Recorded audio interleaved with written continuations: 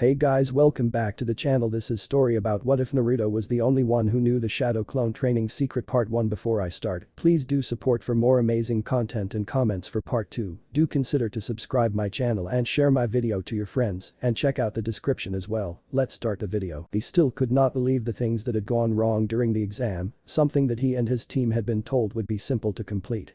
Dosu Kanuta, with his team of Zaku, Abumi and Kintsuchi, had entered the Chunin exams on the command of their village leader, Orochimaru, with the single mission of eliminating the last Uchiha within Konoha's walls. They had been informed that by working together they would have no problems dealing with Sasuke Uchiha, his teammates apparently having been unworthy of even being told of. With that in mind, trusting the tools and training they had been given for their task, the Itagikur team had arrived within Konohagakure with quite a lot of confidence. No one took any real notice of them. They were after all from a newly founded village with no real backing compared to the 5 great shinobi villages. Their first mistake, Dosu would later admit to himself, was striking against Kabuto Yakushi in retaliation for his cutting remarks about their village. Not only had it been a childish thing to be angered over, but it also gave the whole room of enemy shinobi a chance to see his favorite tool at work. After that it had been one setback after another, starting with trying to kill Sasuke within the Forest of Death, only to learn Orochimaru had given him the cursed mark.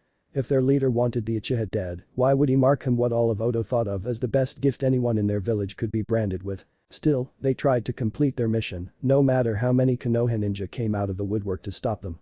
While as a team they may have their problems with one another, within Odo if one did not work perfectly with their team, it would because failures meant death within Itagikur. The Taijutsu expert with the freaky eyebrows, the team of losers, and even the pink-haired teammate had all fallen before Dosu and his team. Then Sasuke woke up and the shit hit the fan, the Uchiha having survived the implanting of the cursed seal, and more than happy to use it against the enemy ninja before him. Zaku foolishly spoke out against Sasuke, leading to the breaking of both his arms, before they were saved by the pink-haired teammate of the Uchiha, Dosu, more than willing to trade the scroll they carried in order to save himself and his teammates. While he was not one to show it, as many in Odo were the same, he had grown to care for his teammates, as they had gone through many terrible events together.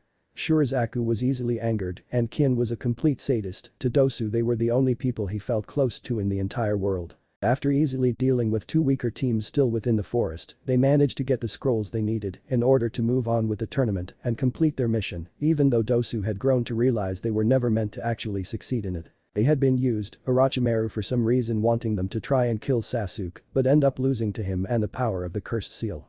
It was only after watching Zaku blow one of his arms off during his teammates' battle against the Abiram that Dosu realized they were mere pawns, easily disposed of in order to accomplish their leader's goals. It was while watching Kin being knocked out due to the cunning plan of the Nara that Dosu had been doing all he could not to cry out in anger at the betrayal he felt for all he and his team had done to please the man who had made them as strong as they were. In the end they were mere pawns used to get a hold of a better piece. Dosu had hidden his rage well, but had been more than happy to vent on his own battle with the Akimichi. It was lucky he had seen the boy in battle back during the Forest of Death, having since planned on how to defeat each of those he had battled in the forest. Should he meet up with them again in battle, his only regret was he had been too busy thinking of his leader's betrayal to give his teammate some suggestions. Not that it would have helped Zaku, but Kin at least could have won her battle if he had helped her out. Dosu now however had a clear goal. He would strike back against the snake who had tossed them aside, all for the Uchiha he had planned set up for.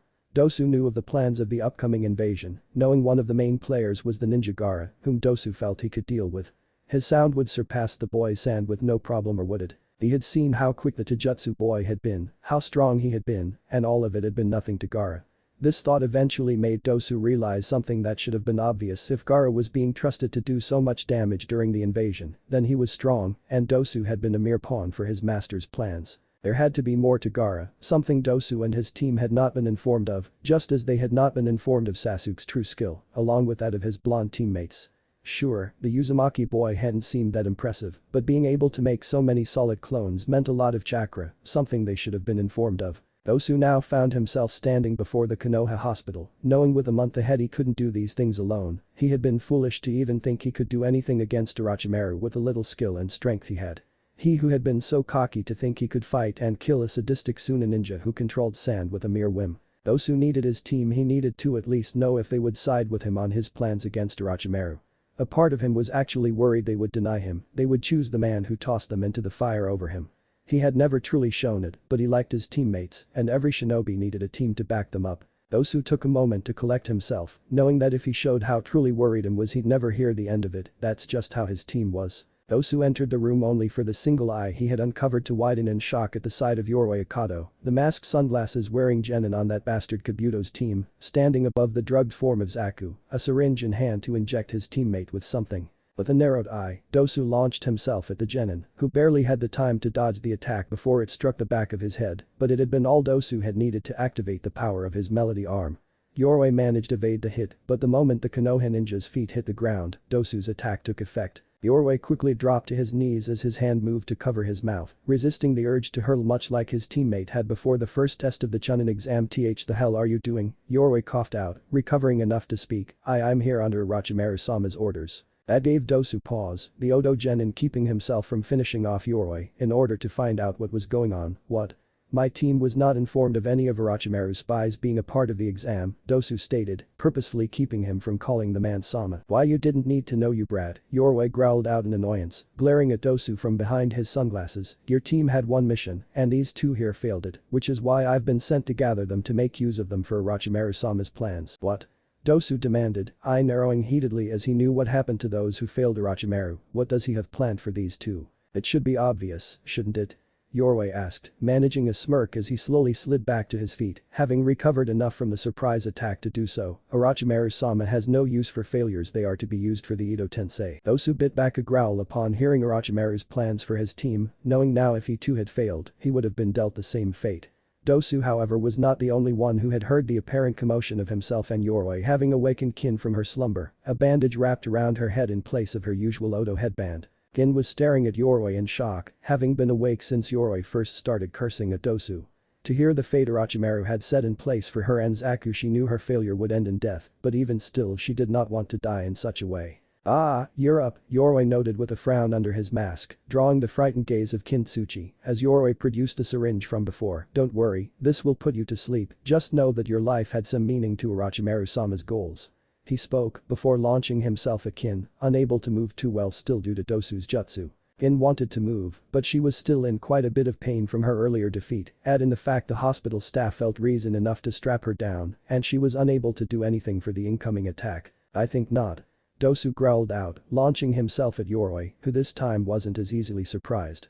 Yoroi managed to push himself back out of range of Dosu's melody arm, only to stumble onto his ass due to his still messed up balance. Dosu? Kin asked softly, a shocked look at her face as she looked at her teammate's back, wondering why he had attacked a comrade as he did. She and Zaku had failed, meaning they were of no use to Orochimaru or any other ninja from Odo. Failure meant death and they had long ago accepted that should any of them fail that none of them would care about it. Dosu spared Kin a light glance before returning his attention to the glaring form of Yoroi across from him. Really Kin, letting such lowly trash almost get the best of you, you truly are useless, he noted coldly, before pulling his left arm, the sleeve fulling to reveal a kunai that he used to cut through the strap holding the girl's right arm. Kin blinked in surprise as the kunai was then handed to her before glaring at Dosu's back while forcing the tears of relief to leave her eyes. Fuck you. She managed to get out as she began cutting herself loose of the other straps, still feeling a bit dizzy from her head wound. If it had been me he would have already been dead by now. Dosu smirked lightly under his bandages, glad to see his teammate was back to herself. The idea of Kin actually crying was something he had never wanted to see, she was much too tough a girl for that sort of thing. Why you would betray Orochimaru-sama, Yoroi demanded, having finally managed to get back to his feet as his hands began to glow lightly, showing he was using the chakra-draining jutsu he had used earlier in his match against Sasuke during the exam. HMPH, he betrayed us first, Dosu stated firmly, pulling his right sleeve up to reveal his melody arm, just as Kin slipped into a standing position at his side, doing her best to hide the pain in her head. I don't suppose the doctors left you any of your senbon? Of course not, Kin muttered back with an annoyed look before allowing a cocky smirk come to her lips as she held up the kunai he had offered her, but against this weakling I can manage. You brats are pretty cocky, Yoroi mused, regaining a smirk as he suddenly made his move only instead of coming at the two of them, he made his way besides the still out of its Zaku now, surrender or he dies. Both Odo ninja blinked before Dosu charged in, surprising Yoroi as he once more moved to dodge, hand quickly going to grab a hold of Dosu this time in order to drain some of his chakra. However Kin had also made a move, the Kinauchi waiting till Yoroi focused on Dosu to throw her kunai, her skill with senbon, giving her the skill needed to aim well enough to strike Yoroi right in his hand, the blade of the kunai ripping through muscle and tendons to end up on the other side of the spy's hand. Why you, bitch? Yoroi roared out in pain, all his focus moving to his damaged hand. Of course this gave Dosu the moment he needed to strike, slamming his melody arm into Yoroi's gut before activating it as he had against the Akimichi boy. In an instant Yoroi was on his back, the water within most of his body instantly being affected by the sound waves generated by Dosu's tool, knocking the traitor Konoha ninja out. Dosu let out a light sigh of relief, glad they had managed to deal with Yoroi so easily, though Dosu was aware Yoroi was most likely still in pain from his loss to Sasuke, and Dosu had gotten an early hit on the older genin at that start. All these facts made Dosu grit his teeth behind the bandages covering his face. He was nothing compared to Orochimaru, he was barely even a ninja from the way things were looking. "Hey, Team Dosu," heard from behind him. The now ex-Odo ninja turned to find an annoyed and tired-looking Zaku looking up at him from the bed. "Keep it down, some of us are still trying to sleep." "Well, excuse me from saving your sorry ass," Dosu said in an emotionless tone, though he was inwardly glad to see his teammate still had his sense of humor. "So how much did you hear?" "I woke up at the part where you saved Kin fucking heroic moment by the way," Zaku said with a mocking smirk, before looking over to the light blushing form of Kin still fucking useless. "Hey, at least I didn't blow my arms off you ass." Kin shot back with a glare, her blush becoming one of anger at his comment. "I did not. They're still attached." Zaku offered up, raising his right arm to prove it only to wince in pain as he instantly put it back down. Fuck that hurts. "You'll be lucky to be able to even mold chakra by the time you heal," Dosu commented simply, looking to the arm that had taken most of the damage, it being a miracle it hadn't been blown off. "Please, it'll take more than this to stop me from one day beating your sorry ass," Zaku pointed out with a smirk towards Dosu before frowning as a concerned look came to his face. "So, we're really fucked aren't we?" "It would seem so," a voice all three recognized spoke from the door, all three turning to find the smirking form of Kabuto Yakushi, wearing regulation Anbu gear with a matching mask in his right hand. "Still, the least I can do is make your ends quick, we are after all comrades," he noted. All three Odo ninja instantly realizing the man before them was on the side they were just planning on leaving. Back when Dosu first checked into the hospital, Naruto Uzumaki was not a happy ninja at the moment, mostly because of one Niji Hyuga whom he was going to have to beat the crap out of in just a month. The other part of his annoyance was when he had sought his sensei for training, he had been nowhere to be found. Luckily Sakura had been able to give him some clue as to where Kakashi sensei had gone off to. That was the reason Naruto found himself being turned away by the nurse behind the counter, being barred from going into Sasuke's room. "But I gotta get in there," Naruto argued, quite angry over not being allowed in his own teammate's hospital room. "No one is allowed in there at the moment, Hokage's orders," the smug woman replied, somewhat glad she could put the boy down with the Hokage's own command. Before Naruto could retort, Kakashi entered the room, having just left Sasuke's room after dealing with the apparent traitor Kabuto Yakushi, whom he assumed would be long gone from the area by now. "Naruto, quiet down," Kakashi sighed, wondering once more why his student had to be so loud all the time. Ninja in general were supposed to be quiet. "Kakashi-sensei." Naruto instantly called out, not seeming to have heard his sensei's suggestion on silence. "We were told we have a month to prepare for the next part of the exams, and Let me stop you right there, because I'm well aware of what you're going to ask me," Kakashi interrupted, having already planned ahead for this scenario after Naruto's lucky win against Kiba earlier in the day. "I can't train you, I have other business to attend to for the month." "What?" Naruto said with a shocked expression, before narrowing his eyes in anger as he instantly guessed the reason. "I get it. You're going to train Sasuke aren't you?" Kakashi sighed once more, wishing Naruto wasn't always such a hassle to deal with. "Yes," he said, before quickly continuing before the blonde genin could start to rant at him, "But I've found someone better to teach you, someone who can teach you how to better control your chakra." "That's it?" Naruto interrupted again, Kakashi narrowing his single showing eye in annoyance at his student being so hard to deal with. "Kakashi-sensei, I'm facing Niji Hyuga, the guy who was the Sasuke of last year's graduating class. Just learning to control my chakra is not going to be enough, even more so with that weirdo Jutsu of his." Kakashi once more sighed, realizing he was going to have to say something he had been holding back on, but Naruto needed to come to terms with the truth of things. "You're right, it's not," Kakashi stated plainly, Naruto looking surprised by his sensei's tone. "Chakra control alone is, well, something you do need to learn, not going to be enough to defeat Niji Hyuga." Then, why are you? "Because you only have a month Naruto," Kakashi interrupted this time, single eye narrowed seriously as he explained his reasoning, a month to get strong enough to defeat a genin that has not only had a year to practice, but is also a member of the elite Hyuga clan, and you Naruto only defeated Kiba due to a fluke. Naruto stood there in shock for a moment before glaring heatedly at his sensei, while recalling his fight against Kiba, as he had only won because of a fart to the Inuzuka's face. "Why yeah, but still."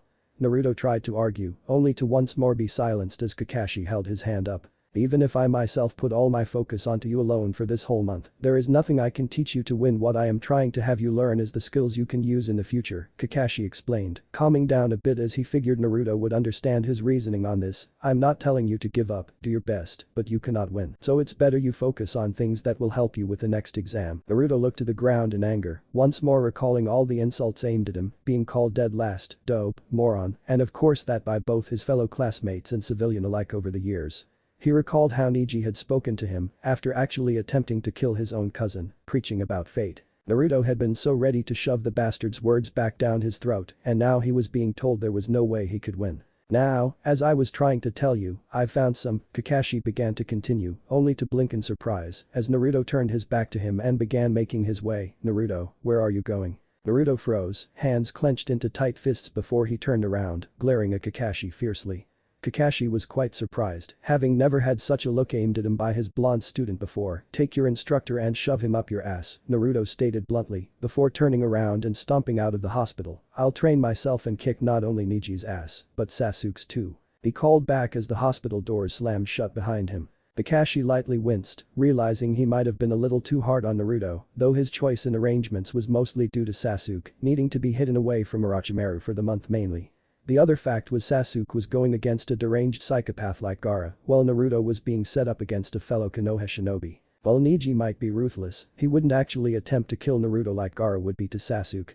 Still, Kakashi could have used a little more tact in dealing with his blonde student. Perhaps once the exams were over, he could help Naruto learn his elemental affinity and get some C-rank jutsus for him. "I didn't expect him to be so angry, though I can see why," the voice of Naruto's would-be instructor spoke, the sunglasses-wearing Ibisu stepping out from where he had been waiting to be introduced. "Well, I admit Uzumaki-san has a lot to learn. Did you really need to inform him of his chances like that?" "I thought it better he not get his hopes up," Kakashi admitted with a frown hidden by the mask he always wore, before turning to look back to Ibisu. "Let him simmer down a bit before trying to teach him anything. He does still need better chakra control." "Of course," Ibisu said with a nod. "Good luck with you and Uchiha-san." Kakashi nodded back, before forming a single seal as he vanished with a swirl of leaves, leaving Ibisu to himself.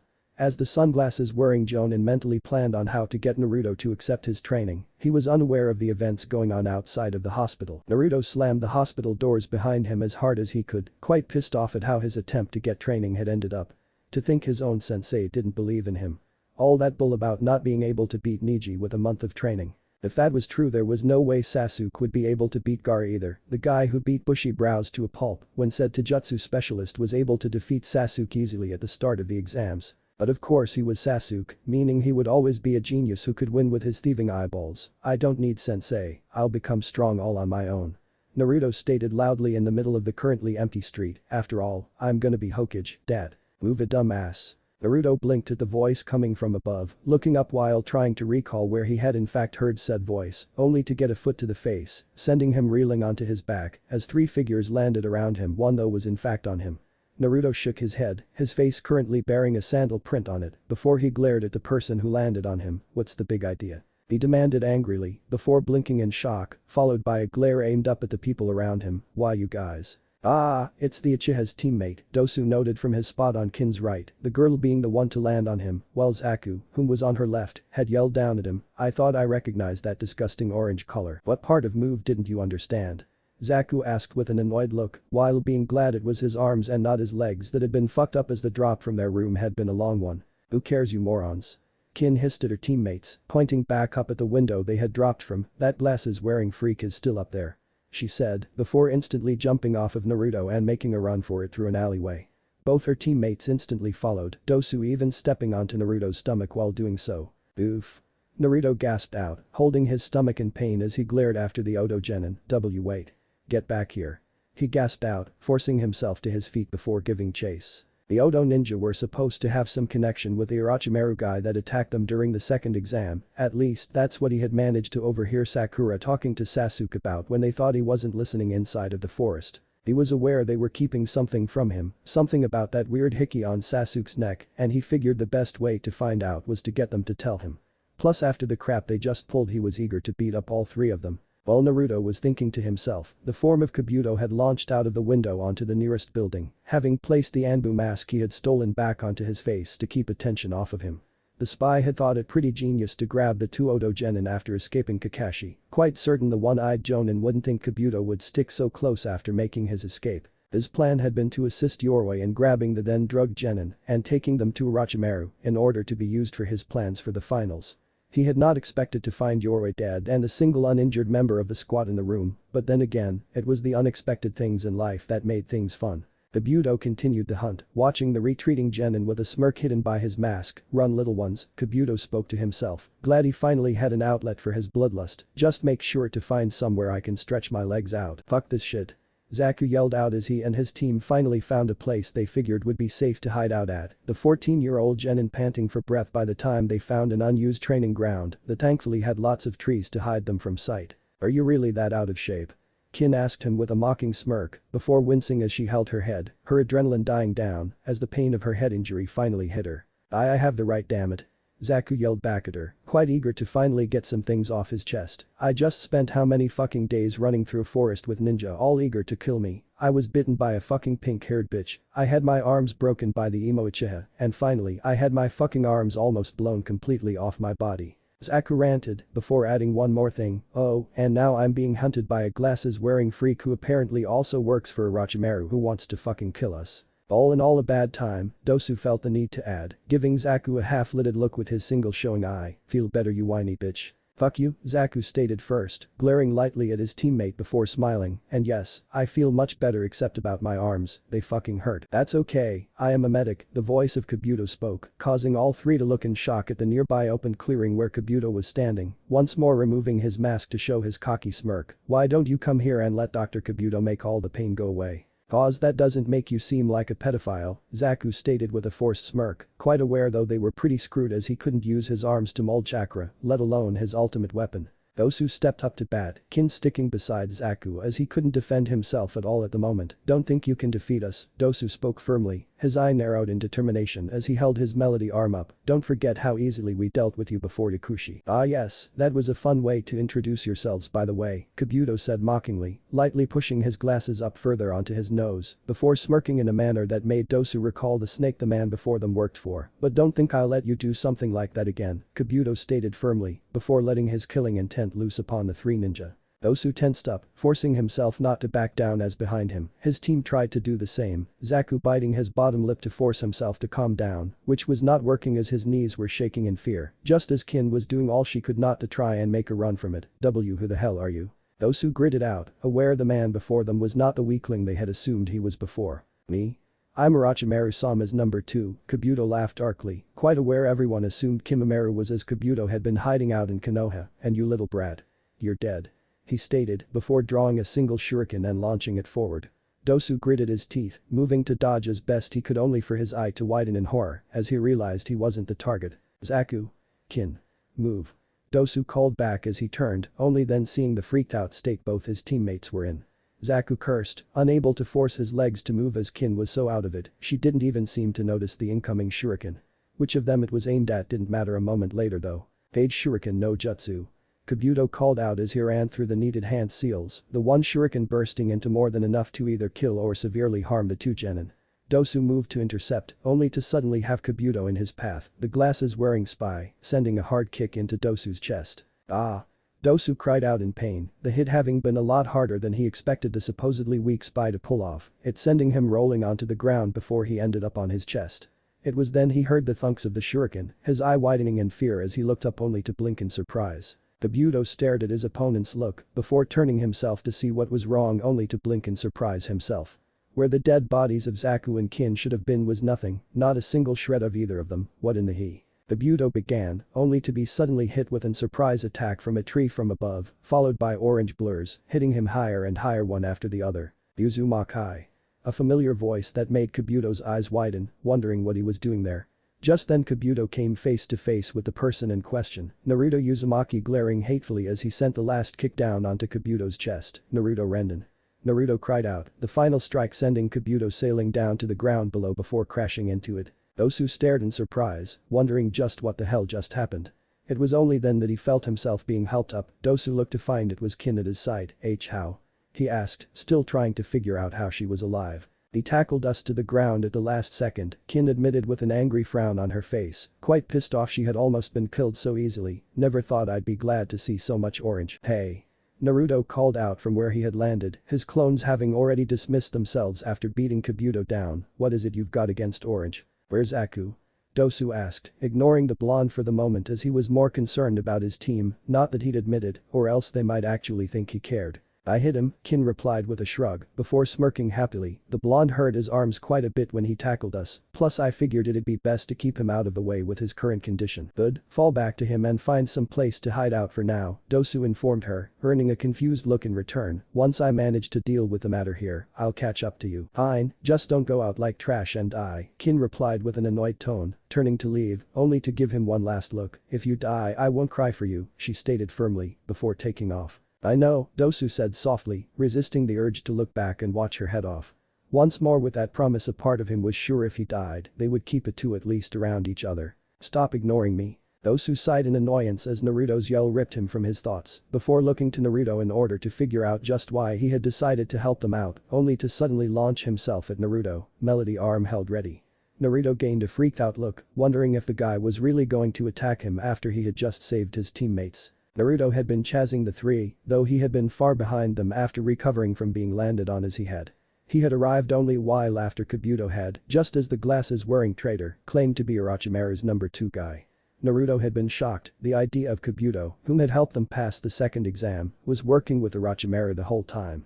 Naruto had been about to jump out and take Kabuto on right then, and there only to see him attacking the mummy guy's teammates while they were stunned. While he hated the three, mostly due to what he had learned they had done to Sakura while he had been knocked out, they seemed to be at odds with Kabuto over something, and maybe if he helped them out, they would tell him what he wanted to know. Wait. Naruto called out, trying to stop Dosu from attacking him, before bracing himself for the pain, only to blink in surprise, as Dosu swept past him, blocking the incoming kunai that had been thrown at his back. What? Pay more attention to your surroundings, Dosu stated plainly, pulling his arm back down, while keeping his eyes on the still smoking crater where the kunai had been launched from. Our opponent isn't down yet. Alright thanks, Naruto said, turning around to stand side by side with Dosu, for saving me and all, he said, unsure how he felt about actually having to thank one of the guys who had hurt Sakura. I was merely returning the favor for what you did for my useless teammates, Dosu replied blankly, however I would appreciate it immensely if you continue to assist me in dealing with this spy. Well, it seems you two are becoming friends, Kabuto laughed as he finally stepped back into view, seeming perfectly fine, the stomach area of his clothing having an imprint from where Naruto had struck. Losers are more prone to work together I suppose. Naruto growled at the insult, before pointing accusingly at Kabuto, why are you working with that snake team? Naruto demanded, I thought you were one of the good guys. A leaf ninja. You even helped us pass the second exam. It was more than likely to get Sasuke into the finals, Dosu spoke up, drawing Naruto's attention to him. Dosu resisted the urge to groan, wondering why the blonde would take his eyes off the enemy. Orochimaru wanted to see Sasuke pass and grow stronger, I'm unsure why, but it has something to do with the cursed seal he gave the Uchiha. Cursed seal? Naruto asked, before his eyes widened, recalling the hickey Sasuke had on his neck, is that what it is? I think that's enough, Dosu, Kabuto said with narrowed eyes, not liking his ex-comrade going around telling things that should be kept secret. Now be a good little genin and die for me you too, Naruto, he said as he regained a smirk, his right hand starting to glow lightly as he activated his chakra scalpel. Damn, Dosu cursed, recognizing the ability from seeing one of the medical ninja back and Odo using it. Keep out of the range of his right hand, if he hits you with it you're done. Got it, that's why I have my bunshin. Naruto replied with a smirk, his hands moving into a familiar seal, Kage Bunshin no Jutsu. He called out, instantly forming 20 clones that appeared all around Kabuto. Kick his ass. Naruto called out, sending each of his clones into battle. Kabuto smirked to himself as he let the Bunshin charge in before whipping into action. As the first one neared he merely stepped back before letting his right arm tear through its lower back. As it poofed out of existence he let the next two charges into from both sides, Kabuto leaping into the air before slamming both legs back down upon both their heads, taking them out as well. After that another two moved in, one aiming a strike at his back as the other went at his front. Kabuto did a fully rotation, slamming his scalpel through the one in front, before using his momentum to take out the one behind him, before fully ending up facing where he began. It was here the re-aiming clones realized that such tactics wouldn't work, so they drew their fake kunai and shuriken and began launching them at Kabuto. Kabuto bit back a remark at this lame tactic, merely launching himself at the nearest 5 Bunshin, while easily evading the crappy aim of the Naruto copies. In a matter of seconds he arrived, slamming a knee into the closest one, before following it up with a quick hit from his right arm to the two on his right. The remaining two held the kunai they had been using in a reverse grip, one moving in with the other right behind it. As the first one went to slash, Kabuto ducked it, throwing his right arm into its chest, before continuing on as he used the dismissed clone smoke to hide his attack on the last one until the last second. It was here that Kabuto turned around, facing the remaining 10 or 8 it seemed as he could only see 8. Two of the clones suddenly launched Fuma shuriken at him, Kabuto smirking as he easily dodged each one. Poof. Kabuto tensed at the sound, turning around quickly only to find two fists slamming into his face, only to be replaced by a log. The two clones whom had transformed into shuriken stared in shock, wondering where Kabuto had gone, only to hear the sudden dismissals of the other 8. They looked over, finding Kabuto in the center of where they had been, a mocking smirk on his face as he pushed his glasses back up the ridge of his nose, they having lightly slipped during the whole attack. Well, that was quite the warm-up, Kabuto noted mockingly, before holding his right hand up in a familiar seal, Katsu. The two clones didn't have a moment to react before the explosive notes he had left on the log exploded, taking the last of them out. Kabuto hummed happily to himself, before turning to face the glaring but obviously nervous Naruto, along with the equally troubled Dosu. Deciding to mess with them both a bit, Kabuto rose his right hand up and gave a bring it motion with his fingers. Naruto grit his teeth, finding himself feeling the same as when he had faced both Zabuza and Orochimaru, Kabuto's actions even somewhat reminding him of how easily Kakashi had been able to deal with him during their graduation exam so long ago. Could it be that Kabuto was Jonin level? Dosu had watched, his single eye capturing all he saw while memorizing it for further use. It was one of his best skills, being able to easily analyze and access his opponent's strengths and weaknesses, but with Kabuto, he found almost nothing he could exploit, not with his skill set at least. Kabuto frowned at this, finding both genin seemed too intimidate to do anything against him at the moment. It was a shame, he was actually hoping to mess with them both a bit, but if he took too long someone might come upon them, plus he still had to hunt down Kin and Zaku for Orochimaru's jutsu. With a sigh he launched himself forward, smirking lightly as both genin quickly shifted into fighting stances, glad they at least were still willing to fight back. Heian. Nkakuk no jutsu. Kabuto had seconds to push his foot back against the ground, launching himself back before the large ball of fire struck his side. Kabuto turned with a quite unhappy glare towards the attacker, only to be forced to draw a kunai out with his left hand to block the incoming shuriken, however missing one that cut into his right leg, making him wince slightly. Kabuto's attacker then moved in front of both Naruto and Dosu, hand set up in a familiar seal Naruto spammed constantly. Naruto blinked, unsure what had just happened before looking to the man in front of him only to point in shock, "Why, you're that closet perv," he called out. Ibisu fought the urge to face plant, an annoyed blush coming to his face as he recalled what Naruto had forced him to go through the last time they met. "Why, you be quiet about that." Ibisu spoke loudly, eyes focused on Kabuto still, "Is that any way to thank your rescuer?" "Thank you, though I seriously doubt you're here for my sake," Dosu spoke up, aware due to Ibisu's attire he was at least Jonin in ranking, meaning their luck had just went up immensely. Ibisu quickly spared Dosu an uncertain look before returning his full focus onto Kabuto. "You're quite right about that. I'm however trusting the fact you are standing against Yakushi and standing besides Uzumaki-san that you're on our side," Ibisu reasoned. "However, I will require you not to try and flee the area as the Hokage will want to have a word with you and your teammates. And you think I'm going to let that happen?" Kabuto asked, regaining his cocky smirk as he recalled all he knew of the special Jonin before him, quite sure he could deal with Ibisu and get away without too much trouble. "HMPH, I don't even need to worry about you," Ibisu said with an assured tone as he lightly pushed his sunglasses up the bridge of his nose, as Kabuto was prone to do. "I've been flaring my chakra for some time now, it won't be long till backup arrives." Kabuto mentally cursed, quite aware if even one other Jonin showed up he would have almost no chance of getting out of there unscathed. This was not good, as Orochimaru would be quite unhappy to learn that not only had he failed, but the Hokage had the sound genin in hand to question about the upcoming invasion. However, Kabuto was not getting caught over three brats. With one last glare Kabuto quickly withdrew a smoke pellet before throwing it down, shrouding the area in smoke so he could make his escape. "HMPH, coward," Ibisu stated, though he was inwardly glad Kabuto had left without trying anything. While Ibisu was sure he could handle the traitor long enough for the backup to arrive, he was unsure if he could protect Naruto or the Odo ninja at the same time. With a sigh he turned towards both Gen and the Hokage. "Will want to see both of you, this needs to be explained," he stated, before focusing his gaze on Dosu. "I will be forced to make you go if needed." "Hey, you don't need to talk to him like that," Naruto stated loudly, earning a surprised look from Ibisu and Dosu for that. "He's not with Kabuto or Orochimaru, at least not anymore," Naruto explained, before looking to Dosu warily. "Right. No, my team and I no longer want anything to do with Orochimaru or his ilk, Dosu replied, recovering from his moment of shock, finding himself confused about the blonde's reaction to Abisu's words and strangely appreciative, which was not a feeling he was used to. Dosu returned his gaze to Abisu. I will go without any trouble, merely allow me to gather my teammates, and I shall speak with your Hokage. I have a deal to offer him, Dosu finished, allowing himself to smirk under his bandages. If he was a mere pawn to Orochimaru, it was time to show the bastard of a snake could do even to a king.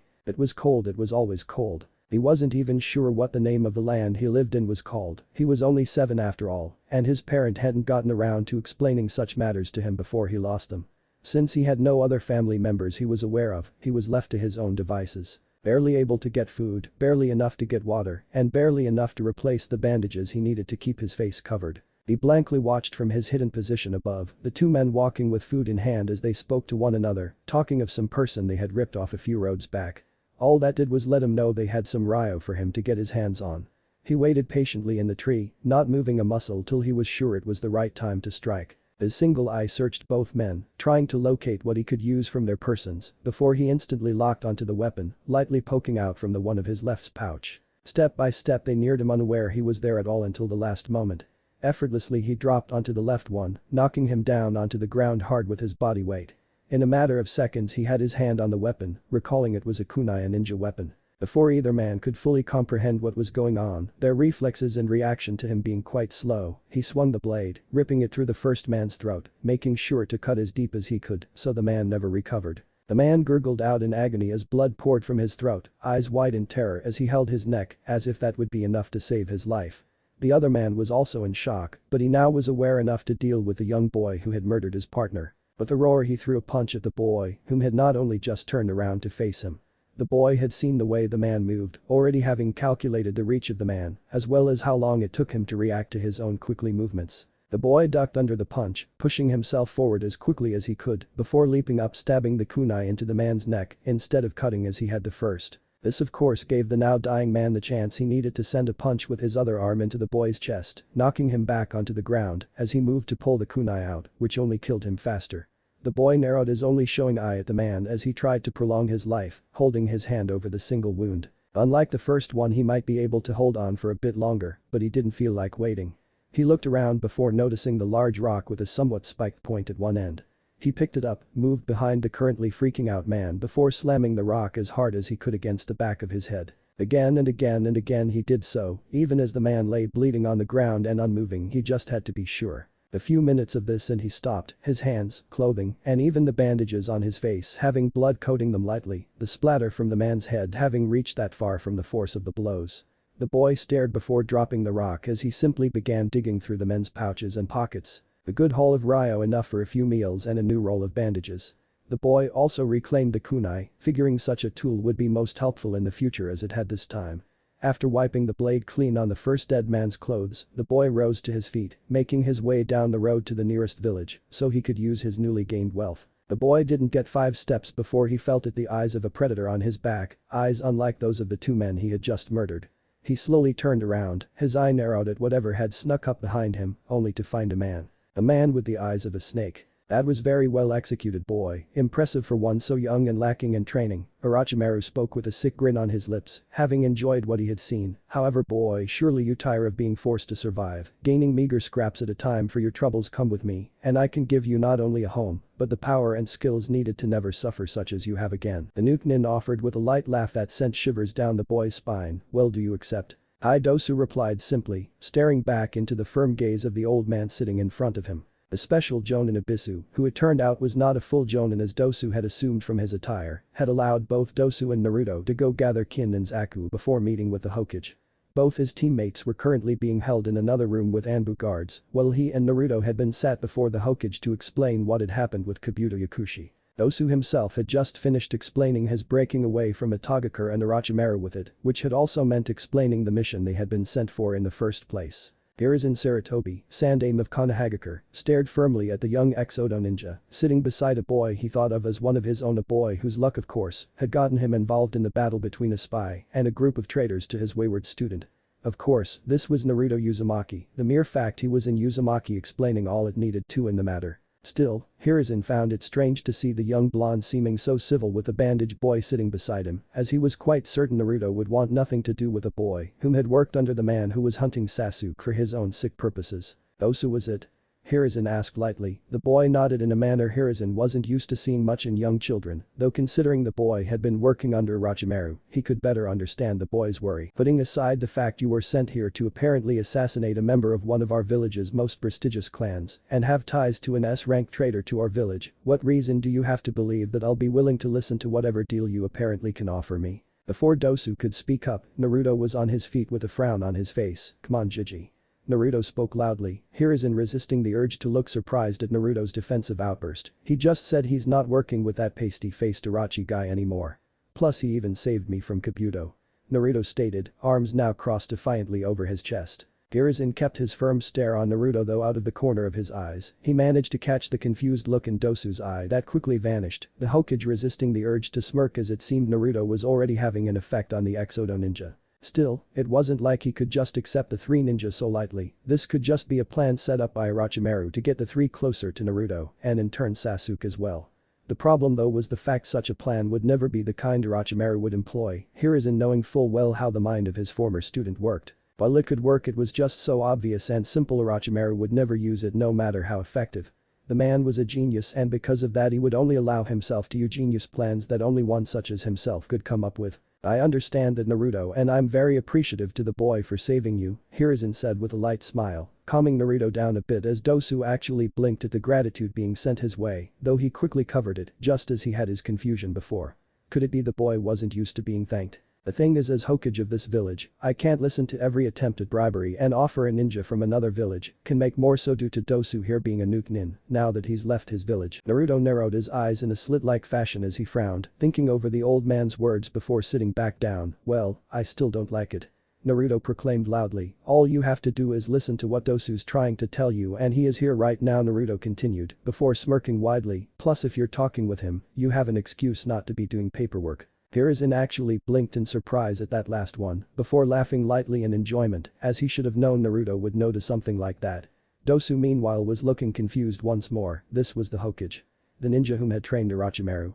Dosu had long expected a cold-hearted serious man who would be eager to kill off any enemy of his village without any remorse. Yet the old Hokage was nothing like he expected, though Dosu had long learned to scope out those who might be his opponents, and this old man was on Orochimaru's level, that much he was aware of.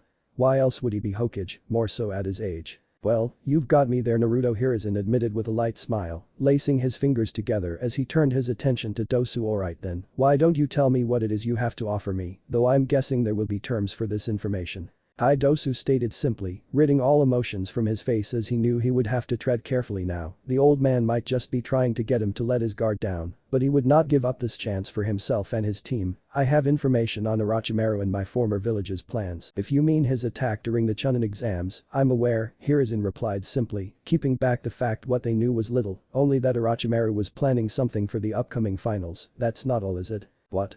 Naruto asked in shock, jumping up from his chair as he was ready to ask about it when Hiruzen sent him a firm look, Naruto knowing full, then this was one of the times he would have to be silent.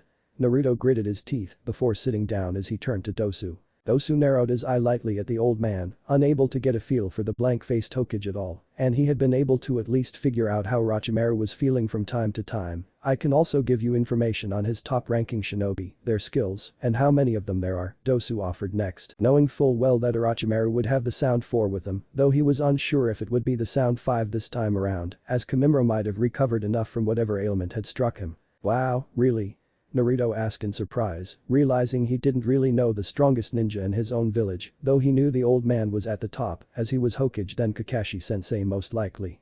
Naruto frowned as he recalled his sensei, before forcing the thoughts away as he forced himself to pay attention. Hiruzen thought over the boy's offer knowing Dosu was still holding something back, something the boy knew he would need to keep hidden to make sure Hiruzen agreed to his terms, that would be something I would be interested in, Hiruzen admitted, deciding to make the boy relax a bit from his response. What else do you have? Dosu resisted the urge to sigh, glad he had a foothold in the negotiations now before he replied. I have information on the tactics Orochimaru plans on using for the upcoming attack, also meaning his plans on dealing with yourself. Hokage-sama Dosu continued, figuring he could vaguely offer the remaining bits of information he had, one of which not even Orochimaru was aware he knew of. I'll do the slip-up of one of his other pawns. Hiruzen lightly smirked at the boy's use of Sama for him, figuring Dosu was trying to butter him up a bit more. I see now, what exactly do you want in return for all this information, when I could easily just call my Anbu in here now and have you interrogated for all you're trying to bribe me with? Hiruzen asked coldly, before chuckling a little darkly for added effect. The head of the department also happens to be a Yamanaka. Getting anything you really try to hide should be a simple matter for him. Gigi.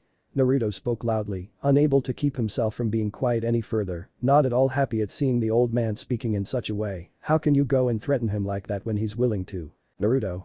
Hiruzen spoke loudly, slamming his fist onto his desk and effectively silencing Naruto, who looked shocked to see his Jiji speaking to him in such a way. As Hokage, I am required to do whatever it takes to protect my people and this entire village. Even if I must kill hundreds of thousands and be branded as the devil himself, I will do it for the sake of my people, because that is what being the Hokage means. Naruto recovered after a moment, looking a bit shaken as the Hokage's words hit him, reminding him of the sacrifice the previous Hokage had made for the village and of what he had been willing to do with Naruto himself in order to save it.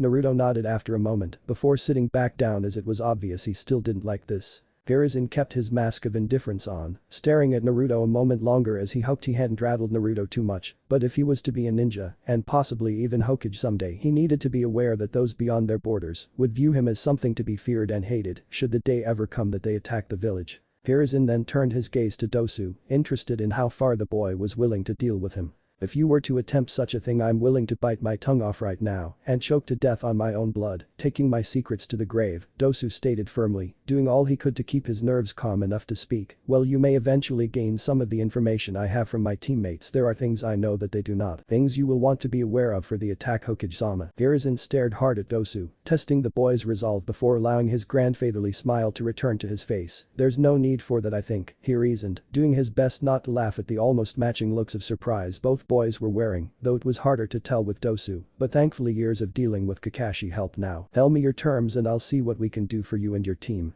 Dosu blinked once more before Naruto began lightly laughing, causing the mummy boy to turn in confusion at the blonde's reaction. That was a great prank, Gigi. Naruto laughed, quite aware that while Hiruzen had meant what he said, he wasn't going to do such a thing in this regard if he didn't have to. I didn't think you had it in you. Yes, well, Hiruzen mused, sitting back in his seat with an amused look on his wrinkled face. After years of watching you enjoy yourself, I figured I could manage trying it out just this once, he reasoned, before looking once more to Dosu, who was still out of his element here. Come on boy, your terms. Alright, the now unsure Genin replied, wondering if old Konoha ninja were so weird. First, I wish to gain asylum for me and my team, no prison time or anything of that sort. Hiruzen mused to himself for a moment. I can give you that, but over the next 3 months I'll be assigning someone to watch over you three to make sure you can be trusted, Hiruzen said, the terms non-negotiable. I accept, Dosu said after a moment, reasoning being watched for a few months was better than being locked up for who knows how long. Next, I wish to have me and my team placed as members of your shinobi forces. Naruto yelped in surprise, turning to look at Dosu before grinning. Ah, that'd be so cool. Naruto began to gush, Dosu once more looking at the blonde in confusion. It's like in one of those cool stories where the good guy beats up the bad guy and then the bad guy becomes a good guy too. What are you on? Dosu had to ask, trying to figure out why the boy besides him seemed so he couldn't think of a word to explain it, but he seemed to actually want to help Dosu and his team out, even after what they had done in the exam, had him saving him from Kabuto's kunai been that big of a deal? Yes, well, that too could be arranged, though you won't be able to leave the village for a set time until we can be certain this isn't a ruse, Hiruzen reasoned, having been unsure about it, but the way Naruto was interacting with Dosu was forming quite a plan in his head. Also, until the exams are finished, I'll require you and your team to keep their Odo headbands on for appearances, of course. HMPH, I'm not even planning on participating in the finals, Dosu admitted with a roll of his eye, planning on training for the month and saving his strength to deal with any Odo ninja, and more importantly Orochimaru. Nani, Naruto yelped in surprise, looking at Dosu in surprise. What the hell do you mean you're not going to participate? Don't you want to be a chunin and show off in front of all those people? Dosu once more blinked, though this time he was better ready to handle the blonde ninja. I doubt I'll be allowed to be a chunin in a village I'm just joining. In addition, I only took part in this exam for my mission, in which I've already abandoned, Dosu finished, wondering why the blonde cared. So? Don't you wanna fight all the other guys who made it to the finals? Naruto continued on, trying to figure out why Dosu couldn't possibly want to keep going. You're just going to give up after coming this far? After all you and your team went through? Naruto asked. Dosu tensed at that, recalling all the shit Zaku, Kin, and himself had gone through in the exam having been a strange series of events that somehow led to them leaving Oto to become Konoha ninja of all things. Dosu's eye narrowed as he recalled the fight in the Forest of Death, him and his team domination all the Konoha genin going at them, only to lose to Sasuke Uchiha. The Uchiha something about Sasuke drew Orochimaru's eyes, something that had made the snake more the happy to sacrifice him and his team just to test Sasuke's strength out. The sudden idea of facing Sasuke and defeating him before not only the entire village's eyes, but Orochimaru's. To do such a thing would be glorious. Perhaps I might, Dosu spoke in a dull tone, still uncertain however, but at least willing to think the idea over a bit further now. You raise a valid point, one I will consider further. Naruto stared with his almost fully shut eyes, confused by the bandaged boy's response, before just grinning widely. Sure, whatever, Naruto said with a slight laugh in his voice, before turning to the Hokage. Oh yeah, since I'm here Jiji, I was wondering if you knew anyone as good or better than Kakashi-sensei to train me for the upcoming month. The Hokage blinked in confusion at that, Kakashi having informed him he had plans already set up to have Naruto ready for the exams next month. Why? Didn't Kakashi have something set up for you? He asked, wondering if Naruto didn't know yet. He took off to train Sasuke for the month instead. Naruto said with quite a bit of anger in his tone, Dosu's eye narrowing lightly at the mention of Sasuke getting personal training from Sharingan no Kakashi. He left me with some guy who was supposed to teach me more chakra control. Naruto ranted off. Hiruzen frowned at the news, not liking the idea of Kakashi only setting Naruto up for being taught more control, and apparently nothing more, and he said there was no chance for me to beat Neji as I am. Naruto spoke next, looking both angry and hurt in his teacher's lack of faith, the blonde clenching his right fist as he glared at the desk of the Hokage. He said that even if he gave me his full attention for the whole month I couldn't win, and that it'd be best if I just focused on advancing my skills for the next exam. I see, Hiruzen sighed, taking a moment to think over Kakashi's reasonings, having long learned Naruto wouldn't lie about this sort of thing. He knew full well why the Jonin went to teach Sasuke, it being to protect him from Orochimaru, as well as prepare him to deal with the sadistic Gaara. Because of this he had understood Kakashi's reasons for setting someone else to train Naruto for the month, but to just focus on control. Hiruzen could only deduce Kakashi didn't feel Naruto ready to learn any higher level jutsu without his being there to watch over it and chose the jutsu in question, or Kakashi had some other plans he himself couldn't fathom at the moment. In the end, Hiruzen was not happy about Kakashi's words to Naruto. A Jonin sensei must always be supportive of their student in such times, and all Kakashi had done was make Naruto unsure of himself. Naruto, don't worry about it, I know someone who's stronger than Kakashi and who I know will be more than happy to help you train for the month, Hiruzen noted with a supportive smile towards Naruto. Just make sure to win against Neji and prove Kakashi wrong. Yes. Naruto cheered, jumping with excitement at someone stronger than his sensei teaching him, the blonde doing all he could not to jump at the old man from across his desk. I owe you big time Jiji. There's no need actually, if that's a real offer I'd like you to do something for me, Hiruzen began, acting as if an idea had just come to mind. Well, he had already planned to ask this of Naruto, his grandfatherly-like smile aimed as the curious Naruto, whom had stopped bouncing in place. It seems I have 3 newly gained genin who'll need a place to stay and supervision. Would you be willing to accommodate them for the time being? Naruto blinked in confusion, the quiet Dosu who had been the strange scene, instantly understanding what was being asked, before Naruto seemed to get it. Oh. He said, before smiling widely as he gave the old man a thumbs up. No problem Jiji, it's not like I don't have the space. Very good, then I leave them in your hands. The Hokage laughed lightly, pulling a blank note over to scribble on lightly. Here, this is where you'll be meeting your sensei for the month tomorrow at 8. For today just rest up, as you've both had quite a hard exam. Hiruzen mused, aiming his smile at both boys now. Dosu, tomorrow I would appreciate you coming back here so we can discuss all the information you'll be providing. Alright Jiji. Thank you, Hokage-sama. But that both boys rose up, Naruto giving the old Hokage a smile as Dosu just lightly bowed in politely before they left the room. Hiruzen let out a light sigh as they left, reaching into a drawer to pull out his pipe, as he really needed to smoke. Of course he had only just gotten the first puff before the door opened, revealing the next man he needed to speak to. Ibisu, I would like to know how it is exactly you came upon Naruto and the Odo boy, Hiruzen said to the sunglasses wearing special Jonin standing before him. Of course Hokage-sama, Ibisu replied, as always the professional when dealing with a village leader. I was actually following Uzumaki-san on Haddock-sensei's request. He had requested someone to teach Uzumaki-san more chakra control, and some of the basics he apparently never bothered to learn back in the academy. I see, Hiruzen mused, taking another puff from his pipe as he was the Hokage, and he'd smoke if and when he wanted to. Then might I ask why you accepted Kakashi's request? It was quite obvious how you viewed Naruto in the past, Hiruzen pointed out bluntly. Well aware of Ibisu's dirty looks to the blonde ninja the last time he had seen them both before him. The incident, however, led to Naruto meeting Konohamaru, so he was glad it had happened in the end. Ibisu frowned lightly at the Hokage's words, as he should have known he couldn't have hidden his feelings on the matter of Naruto well enough to hide them from him of all people. While I admit I did not view Uzumaki in a right manner after seeing the effect he has had on Konohamaru-kun, where I had been unable to get through, along with the skills he has gained through hard work to even end up in the finals of the Chunin exam as a rookie, Ibisu began to explain, a smile coming to his lips. I realized I had been wrong about Uzumaki-san, and I felt the need to repay him in some way by training him in whatever I could. I see, Hiruzen mused once more, unable to keep the smile from his lips, glad to finally see one of those who saw Naruto only as the fox had finally opened their eyes. He only hoped more would come. Then you would be willing to teach Naruto more than just chakra control, then?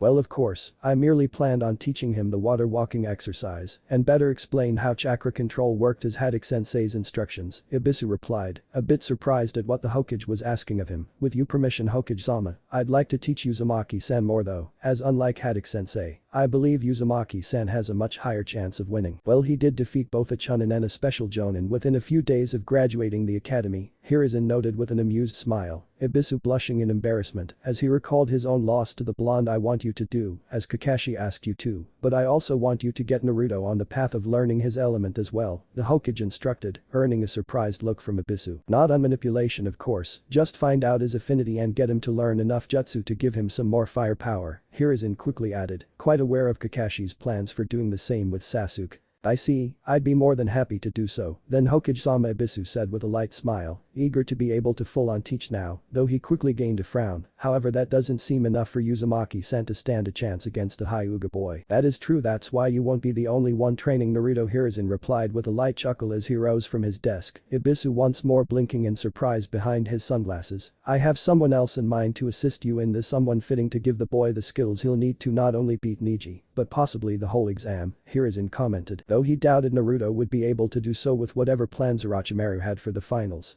I see, Ibisu replied, wondering who he would be working with on this assignment, but Hokage-sama, don't you have paperwork to finish? He asked, motioning towards the nearby pile of paper. Hiruzen paused before opening the door, before turning to Ibisu with a look of absolute seriousness. Ibisu, what I am about to show you is a SSS class secret of the village, the top secret any Hokage must keep above all others. Do you understand the importance of this? He asked coldly, Ibisu only being able to nod rapidly, wondering why he was being entrusted with such a secret. Good, Hiruzen said before looking to the right warily, then the left before forming a single seal. An exact clone appeared by his side before walking over to the desk, sitting down, and starting to work on the paperwork. There, let's go, Hiruzen sighed in relief as he left the room, a very confused Ibisu following after. The Hokage clone finished the first bit of paper before smirking to himself as he reached into the drawer under where its maker's pipe was kept, pulling out a familiar book to enjoy instead of working. Well, that wasn't boring as hell, Zaku pointed out loudly as he and his teammates followed the orange menace known as Naruto. Uzumaki, tell me again, Dosu, how the hell did you pull this off again? With my brain, the thing you never use, Dosu responded simply, Zaku glaring as he went to give Dosu the finger, only to realize his bandaged arms made that impossible. Fuck you. After finishing the meeting with the Hokage, Naruto and Dosu had been taken to the holding area Kin and Zaku had been kept at. Kin had been apparently happy to rest and let her head injury heal, if only Zaku would have stopped complaining about the situation at any point. It had even gotten to the point one of the Anbu guards hit a pressure point on the boy's neck to knock him out for a bit, Kin surprising said guard for demanding why he hadn't done so sooner. After waking a confused as hell Zaku, Dosu had explained all he had managed to get done for the three of them, which both pleased and worried his team, unsure how different being ninja of Konohagakure would be to a Togakur. I need some aspirin, Kin sighed, rubbing her right temple, as she and her team continued to follow Naruto through the streets of the village, the young girl refusing to put her headband back on till her head felt better. Hey Blondie, how much farther is this place we're supposed to be staying at? Not far, though it's on the cheap side of town, Naruto explained, lightly glad she wasn't using the nickname Zaku had come up for him instead of his actual name. It's a large apartment building, and well, I sorta own it. You own a whole apartment building? Zaku asked in surprise, the look on his face mirrored by Kin while Du just rose a brow in curiosity. Don't you mean your parents own it? Don't have any, I'm an orphan, Naruto replied with a shrug, not noticing the re-evaluating looks he was getting from all three ex-Odos at this news, and I own it because I was kicked out of the orphanage and needed a place to stay. Hokage bought me the place from the guy who used to own it, after asking if I could just have a room and the guy refused, Naruto explained. Naruto having recalled the look the old landlord had given him, refusing to let something like him live in his apartment building. The old man had not been happy and after asking Naruto to leave the room for a bit, later informed the young blonde that he now owned the entire apartment building. The Hokage of course handled the finances, making only the room Naruto lived in was the one with running water and power, so as to not be too costly. The three behind him were silent for a bit before Dosu finally spoke up, "May I ask a reason you would be kicked out of the orphanage?" He asked curiously, ignoring the curious looks of his teammates at him, even bothering to ask such a thing. Well, Naruto began, pausing in the middle of the street as he turned around with a sheepish grin, unsure of how to best explain it. Let's just say people have the need to blame someone or something on all their problems, for no real reason. It just so happens the someone in mind is me, Naruto explained, a bit confused on how to best describe the villagers' problems with him, you understand. I Dosu replied simply, a spark of something his revealed eye making Naruto actually believe him. Well, can we get back to moving now? Kin spoke up with a frown on her lips aimed towards Naruto, while at the same time wondering why Dosu seemed to actually be politely conversing with the blonde they were stuck with at the moment. Ah, right. Naruto shouted, quickly turning around as he began to once more lead the way towards his apartment building. Naruto couldn't help but wonder what it'd be like to actually have other tenants living at the building, even if they were the three whom had caused so many problems for them back in the Forest of Death. Then again, the mummy guy seemed alright. He actually reminded Naruto a little of Shino, though he hadn't really conversed much with the Abiram. The girl he wasn't sure of yet, her headache making her snappy with all three of them, though that could actually just be how she was as from what he had heard from Sakura and what he had seen of her fight with Shikamaru she was a bit mean. The spiky-haired guy however was another story, loud and rude, he reminded Naruto of Kiba in many ways, but it was because of what he had done to Sakura back in the forest that kept Naruto from wanting much to do with him. If not for the fact he was the mummy guy's teammate and the Hokage wanted them to stay at his building, Naruto wouldn't have anything to do with him. Behind him, the Odo trio were having their own little conversation, having long practiced speaking in low tones to one another, so not to be overheard, their lips not even moving as they did so, though with Dosu it was impossible to tell. He's a moron, Zaku was adding in, the topic of course being Naruto, with whom they were trying to evaluate. We knew that going into the mission. Actually all we were told was that the Uchiha's teammates were of no importance, Kin chimed in, eyes narrowed suspiciously at Naruto's back, yet the Hokage stuck us with him, could he be an undercover Anbu? No, he would have handled Kabuto better that, and his eyes hide nothing of his emotions, Dosu followed with, his own eye on the blonde's back, but it was an appraising sort compared to Kin's suspicious glare. He is skilled however, back in Odo there was a book mentioning the cage bunch in the chakra, to make one is above even after dealing with the Forest of Death and his fight with the Inyazuka. I missed that one, my lucky ass went second remember?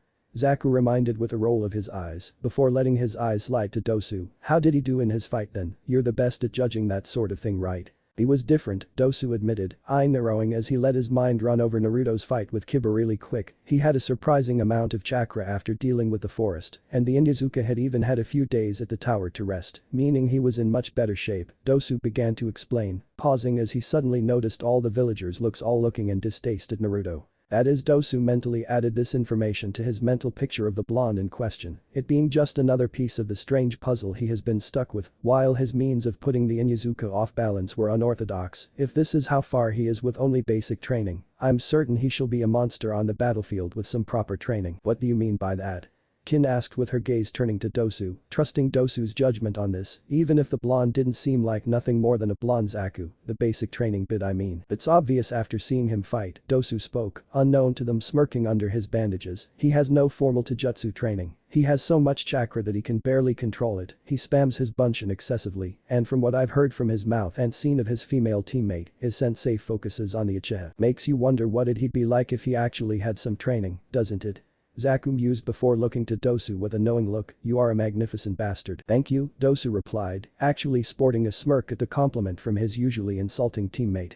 Well, his actions seemed to have him getting close to a young ninja who could possibly one day match the Sannin. There was more the puzzle of Naruto Uzumaki than Dosu knew, and it irked him to no end. More than that, why the hell did the boy give him a sense of companionship he'd only ever remotely come close to with his own teammates? That's right, help her get all the soap massaged in there. No, that's right, slowly and steady.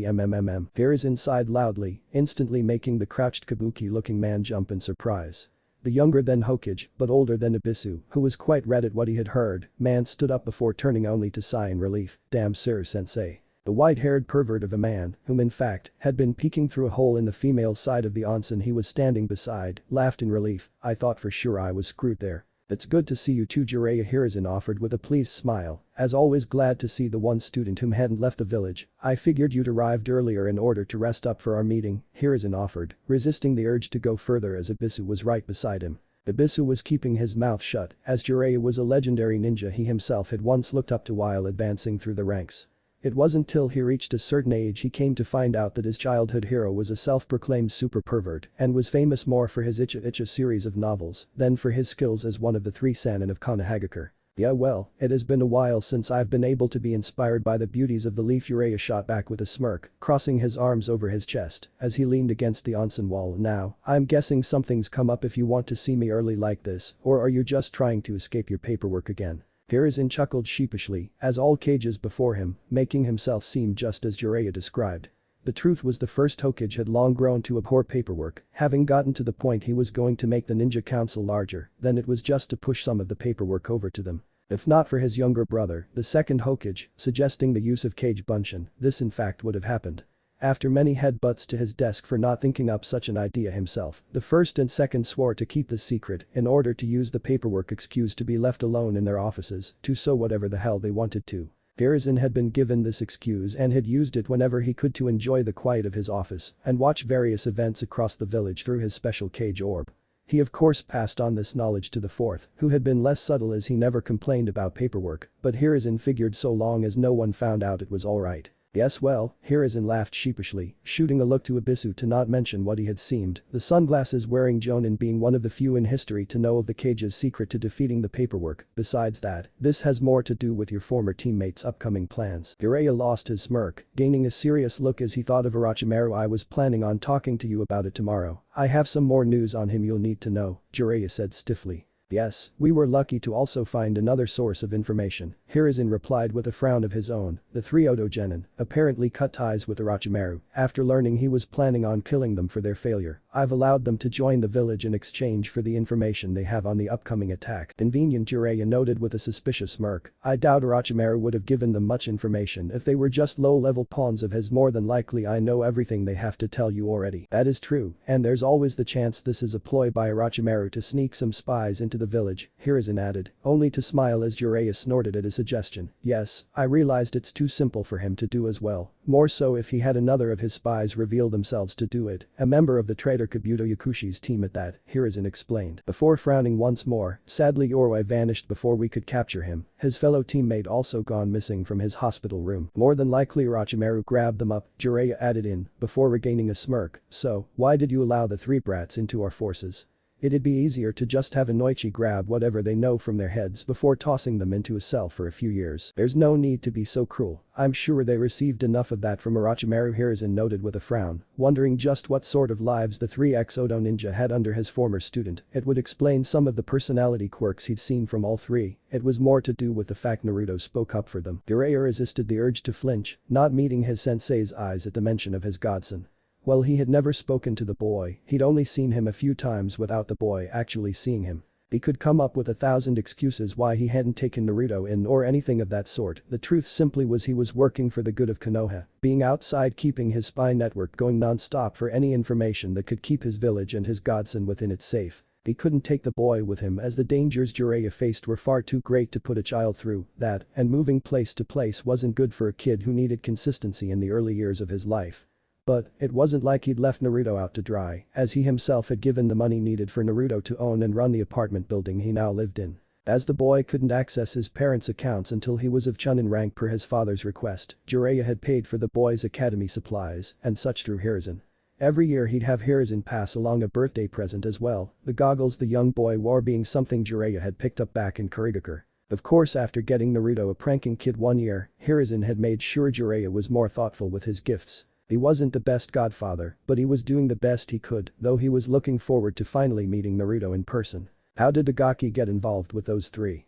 Jiraiya asked, covering his tracks at the mentioning of Naruto as he put a smile back onto his face. They don't seem the friendly type, and I can't see him wanting to go near anyone that has to do with the guy who hurt his teammates, Jiraiya noted, having heard of the attack on Sasuke during the second exam. It would seem one of them saved Naruto from having a kunai in his skull, Hiruzen replied, finding an unhappy look coming to Jiraiya's face, as Ibisu just looked surprised, the Jonin having not seen that part. Kabuto Yakushi was attempting to either kill or capture the Oto Gen and Naruto jumped in to fight him off, only to have the boy Dosu jump in and save him from a surprise attack. Jiraiya frowned a bit deeper. The punk could have just made a run for it, left the Gaki behind and made his escape, Jiraiya reasoned off. Exactly, it would seem Naruto has had an effect on the three, or at least Dosu, Hiruzen noted with a pleased smile. That's why I've had Naruto let the three use one of the rooms in his building. I plan on having those three sticking close to Naruto. With enough time I'm sure Naruto could get them to reveal anything they plan on hiding from us. HMPH, Gaki takes after his mother in that way then, Jiraiya mused with a smirk, before raising a brow towards Ibisu, having just noticed him. Who's this?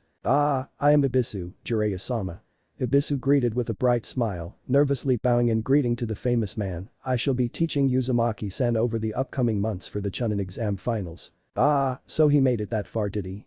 Jiraiya asked with a pleased smirk, only to lose it as he looked confused. Wait, isn't Kakashi his sensei? Hiruzen resisted the urge to sigh, knowing how this would go down though it played into his plans. It would seem Kakashi is focusing his attentions on his other student for the finals, seeing as how he's facing a more dangerous opponent. You mean the Uchiha, right? Jiraiya asked with an unhappy look on his face, having had his own experiences where a sensei favors another student over the others, though Sarutobi had never gone as far as abandoning them to focus on Orochimaru figures he would. Quite Hiruzen sighed in relief, glad Jiraiya hadn't gone off on a rant, the Hokage recalling his own actions during his students' genin years, which he had later fixed after realizing what his favoritism was doing to the team dynamics. It still made him wonder though, if had he treated them equally at the start, would he have all three still with him? Jiraiya mused, looking at Ibisu in an appraising way, making the special Jonin tense up nervously. What are you planning on teaching him? Haddock-senpai wished me to focus on Naruto's basics and chakra control, Ibisu replied, resisting the urge to flinch as the fierce gleam in the Sanin's eyes at hearing such news. However, Hokage-sama and myself have agreed to get Uzumaki-san started on learning some jutsu of his elemental type for the finals. That's better, Jiraiya chuckled, a lot more relaxed after hearing that, though the Gaki's going to need more than that. Who's he fighting against first? Niji Hyuga, Hiruzen added in with a smile, Jiraiya shaking his head with a sigh at the news. Niji is a true genius of his house. I fear Naruto will need an edge to go against Niji's Byakugan. You got that right, Jiraiya agreed with a nod, turning his head to lock eyes with Hiruzen before nodding as he looked to Ibisu. Alright, seems you'll be working with me to train the brat. I think it best if take him in the mornings, let him rest for a bit, before you can take over in the afternoon. Sound good? Aye yes. Ibisu said, both stunned and excited that he would apparently working alongside Jiraiya of the Sannin. That sounds just fine, though I think it prudent that we both work with him on the first day, to at least let him know what he'll be learning, and to also focus on his control issue first. That sounds good, we'll meet here at noon tomorrow then, Jiraiya said with a nod before turning his back and crouching to resume his work, making Ibisu lose his excited look to just frown in embarrassment while Hiruzen just chuckled. Oh, and sensei. Yes, Jiraiya. Hiruzen asked curiously, about ready to head back to his office. Have the Gaki bring his new friends, I want to meet them. It had turned into quite a problem when the group had made it to the apartment building, having only after unlocking one of the unused rooms that they had no power, water, or even beds inside of them. After a curse fest from Zaku at this, Naruto had offered to let them stay in his room for the night, planning on speaking with the Hokage in the morning about setting his new tenants up with power and water. When it came to actually getting furniture, the three didn't have a problem, and it was only after Naruto let them into his room that he asked why. Why you're rich? Naruto shouted in shock, looking at the pile of cash Dosu had unsealed from a scroll he had hidden on his person. How did you get all that? And Odo, if one can't keep track of what is theirs, then they have no real rights to it, Dosu replied simply, holding up a wad of ryo to finger through as Naruto looked at him in confusion. Means he stole it, Zaku replied with a smirk, having taken a seat on Naruto's couch, sitting on Dosu's left. I'm just glad we made him swear not to ever steal from us. HMPH, you barely have any money worth stealing anyways, Dosu supplied, pausing his counting of cash to look to Naruto, who was practically drooling at the sight of so much cash. How much will our room be, with power and water? Huh? Naruto asked in surprise, not expecting the question before holding a hand up to wave the question off. Don't worry about it, that Jiji asked me to take care of you guys, so I will. Dumbass, he's offering you money. Zaku yelled at Naruto with a light glare. Why would you turn that down? Because I haven't done anything to earn it. Naruto stated firmly, glaring back at Zaku only to flinch as he felt a wad of cash hit his chest. Huh? This is way too much. Naruto said, shocked at being given a roll of ryo as large as he was holding. That's first month's rent, Dosu stated firmly, starting to reseal the rest of his money up. It's also for saving myself and my teammates before, as well as assisting me and gaining the Hokage's favor to allow us to stay within the village's walls, Dosu pointed out, before letting his eye slide up to the surprised looking Naruto. If you do not think that is worth something to me, then you are truly a fool. Didn't have to go that far, Naruto pointed out with a frown, looking to the cash in hand before pocketing it with a smile. Fine, I'll take it, but dinner's on me. Great, Zaku spoke up, looking confused as he looked at Dosu, the mummy boy sealing his stuff back up. Whatever it is, we better get to it quick, Kin spoke as she returned to the room, a frown on her face as since she arrived she'd been cleaning up the messy apartment, having no plans on sleeping in a place dirtier than the forest of death. I'm starving. I know just the place, Naruto stated with a bright smile, more than happy to share the greatest ramen shop that ever existed with new people. Great, food's gonna be shit, Zaku sighed dramatically. Or please, Zaku called out with a wide smirk, licking his lips after finishing his bowl of ramen. No way in hell. Kin growled at him before looking to the blinking form of AM, whom was currently about to pour the boy another bowl. Don't, I'm not feeding this idiot anymore. It's not like I can do it myself, damn it. Zaku growled at her, looking down at his arms, and the cute ramen girl's too busy to do it for me. Aw, you're making me blush, AM gushed, earning a smile, not a smirk, from Zaku, only to lose it as Tsuchi Ichiraku glared from the back of the shop while cutting noodles. HMPH, no one can resist the power of ramen, Naruto pointed out with a fox-like grin, before moving on to his third bowl. To say the least, the former Odo trio's introduction to Ichiraku ramen was a strange experience. Zaku had of course been more than willing to bitch about his lack of arm use, only to sit down happily as AM came for their order. After a game of rock, paper, scissors between the remaining three ninja, Kin had lost and was forced to feed Zaku.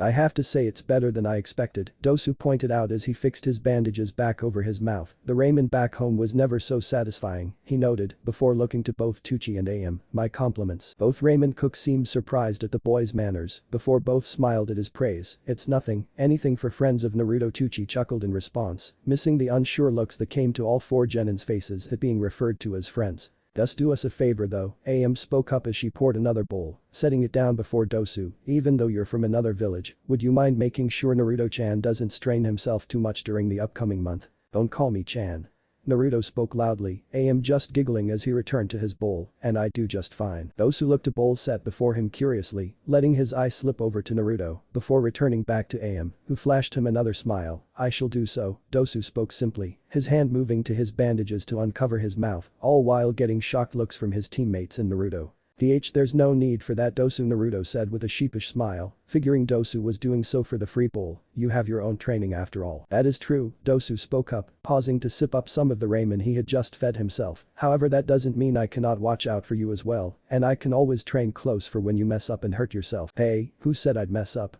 Naruto demanded, before growling as Dosu just seemed to ignore him. Whatever, just make sure your training doesn't suffer for it. When I kick your ass in the finals, I want a challenge out of it. I as well, Dosu added after, unable to keep his smile hidden this time due to his bandage adjustments. Through this, both Kin and Zaku had watched silently, quite confused at seeing Dosu like this.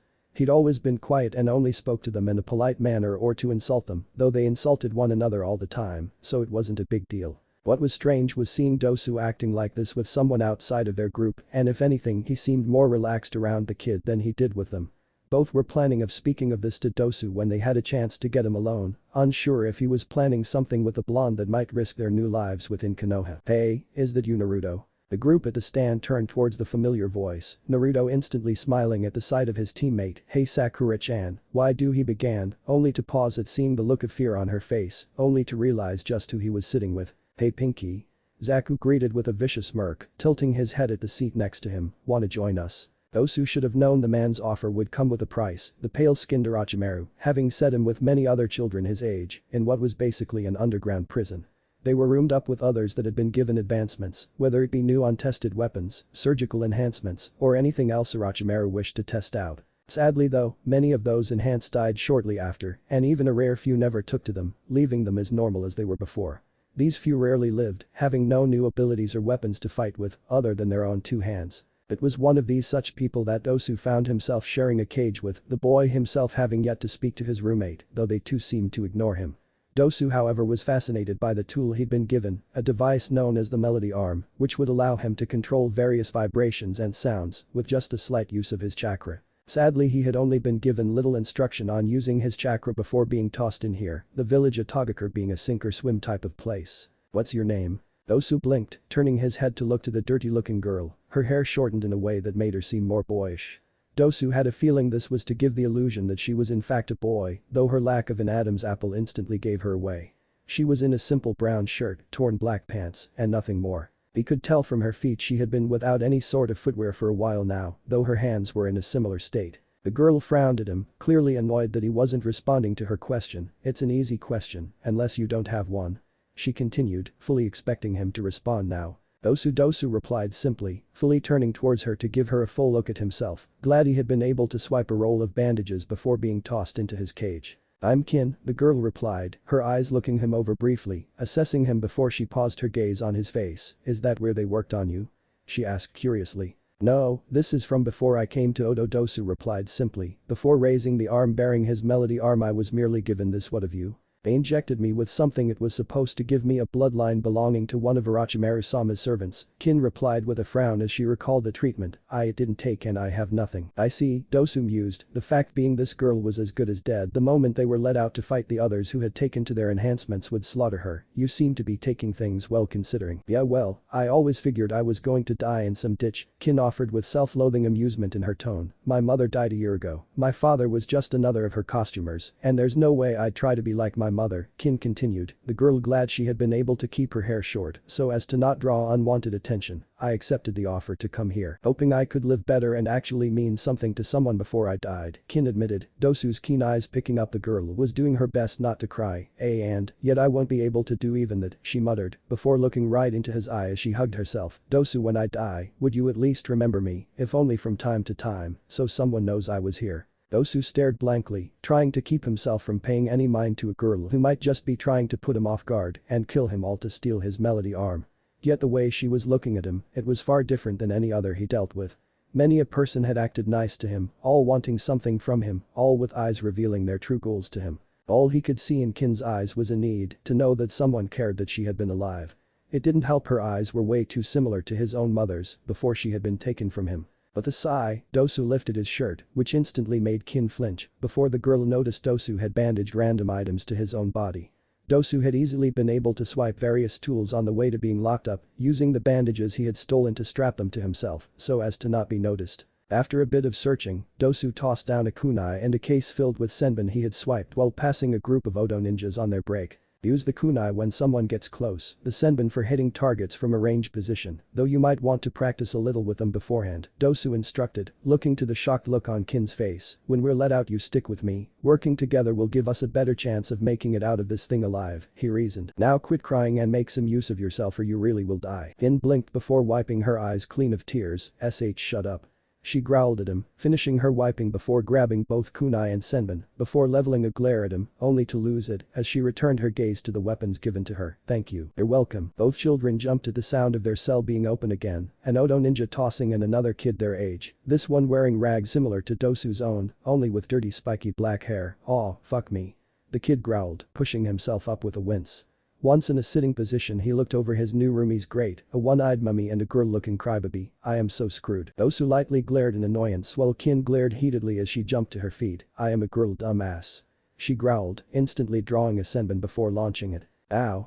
That hurt, damn it." Well, at least she had good aim, Dosu mused as Kin began using Zaku for target practice. Naruto Uzumaki had been having a strange day, and that was saying something when it came to the life of any ninja.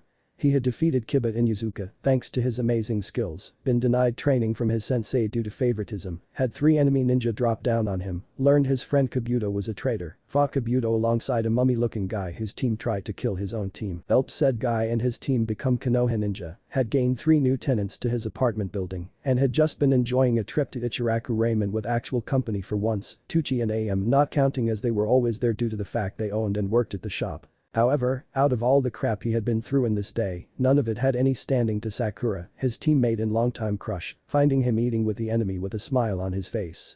Oh yes, there would be blood spilled before the night was through, and Naruto was sure it would be his own. I can explain. Naruto offered up, keeping himself from turning his gaze from the shocked Pinkette in fear she would take that time to strike. How?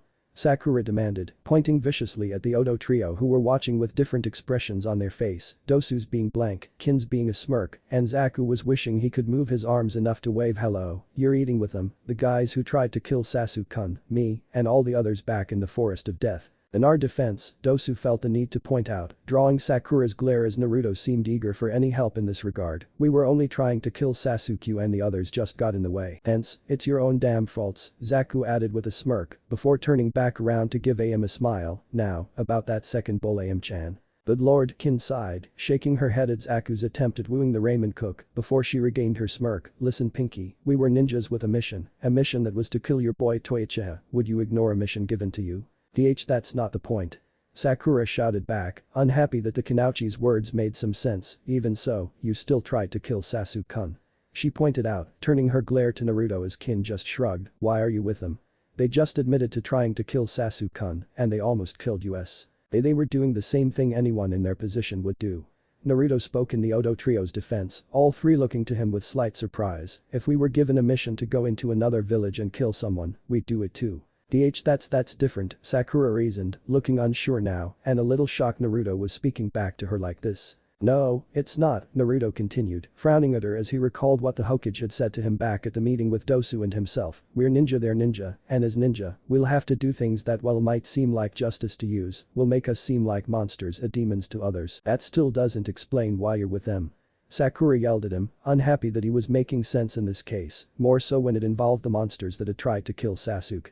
Sakura couldn't forget the merciless way the trio had dealt with her, Team 10, and of course Rock Lee. Because they're on our side now, Naruto said with a bright smile, earning a look of disbelief on Sakura's face. Look, I'm sure they're very sorry for what they did, just let them Appo. We refuse. Naruto blinked, before slowly turning to Dosu who had returned to his meal. Dosu, come on man, just apologize, and everything will be fine, Naruto said, forcing his smile back to his lips. Me and my team have nothing to apologize for, Dosu replied simply, turning his head to meet his eye with Naruto's. We were told failure to kill Sasuke would mean our deaths. Your teammate got in our way for me, and my team's sake, I would have done anything to complete the mission, Dosu explained simply, before returning his gaze to his meal. I will not apologize for doing what was needed for the sake of the mission, would you? Aye, Naruto replied, only to find himself at a loss for words before being snapped out of it as Sakura suddenly had taken off. Sakura-chan.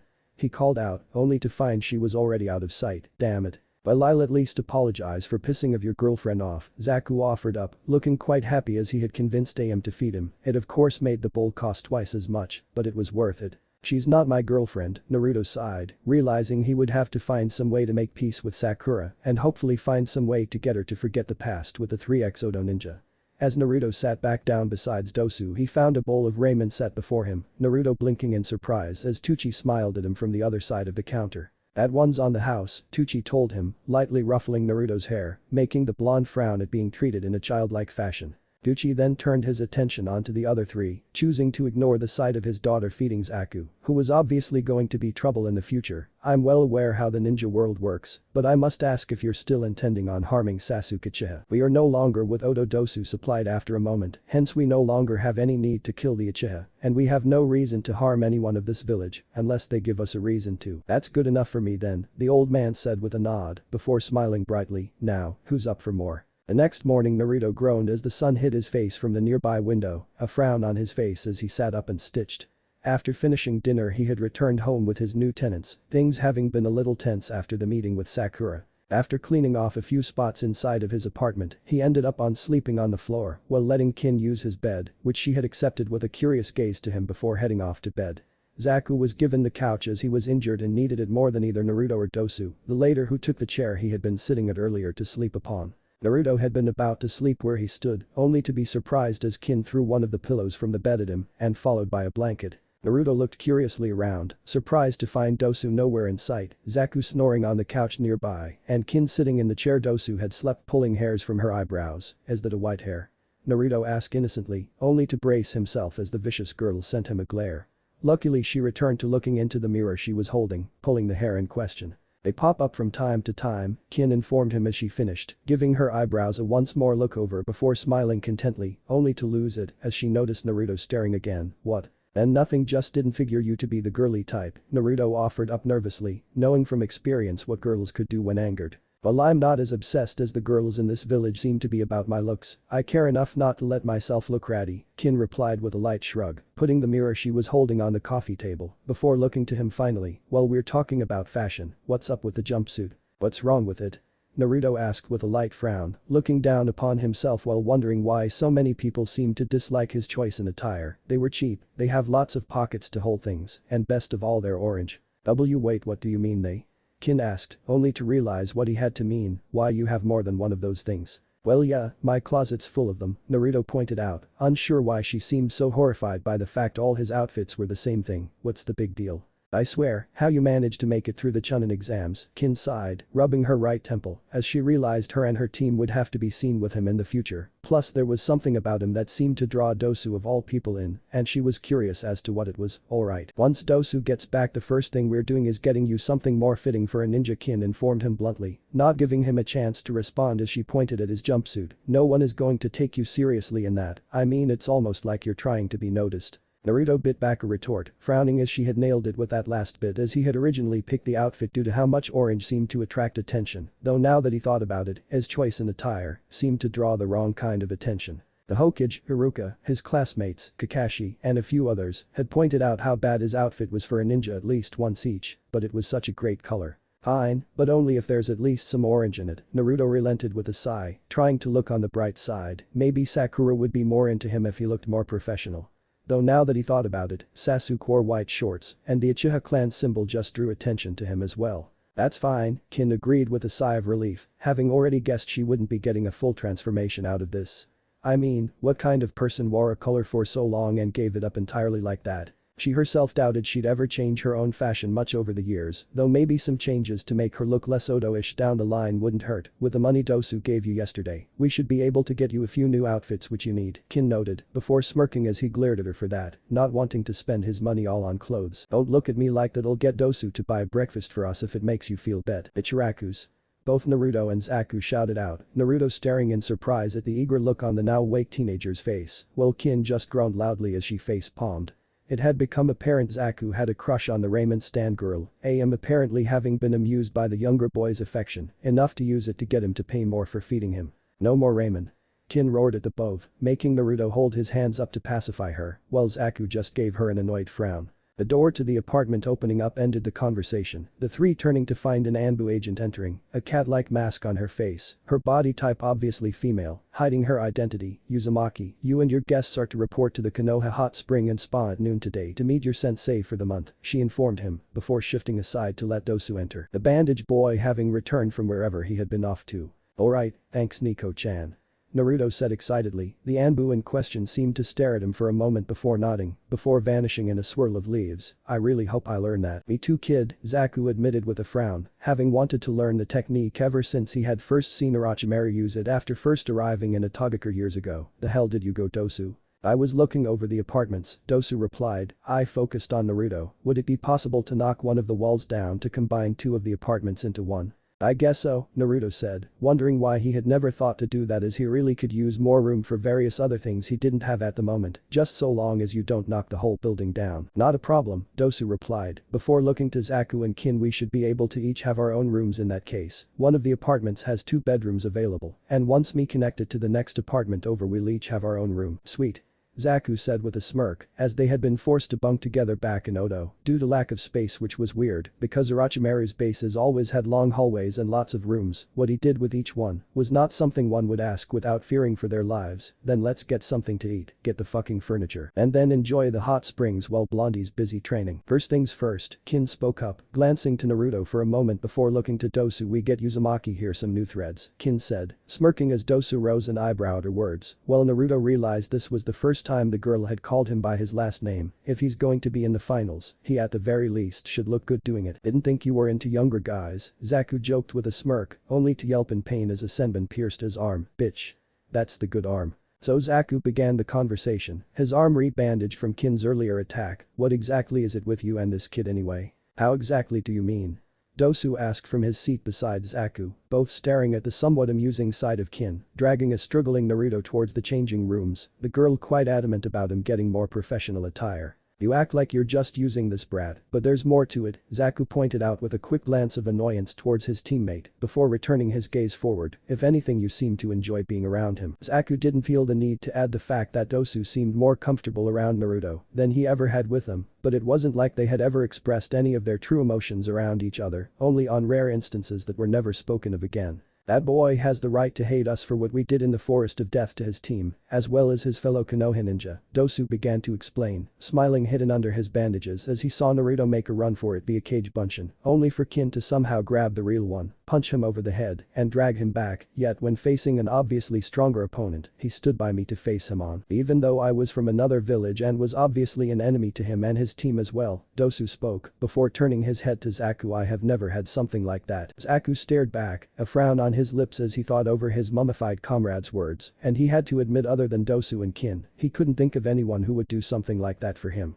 No one back in Odo would have tried to save them as the blonde had, Orochimaru wouldn't have cared unless it somehow affected his own goals, and as a child, they had all three been orphans, no one cared for or loved. Each of them knew each other's stories. It was something they had done one night on a highly dangerous mission, though they had expected to die the next morning, hence why they dropped their guards around one another for that once. The thing that pissed him off the most about that mission.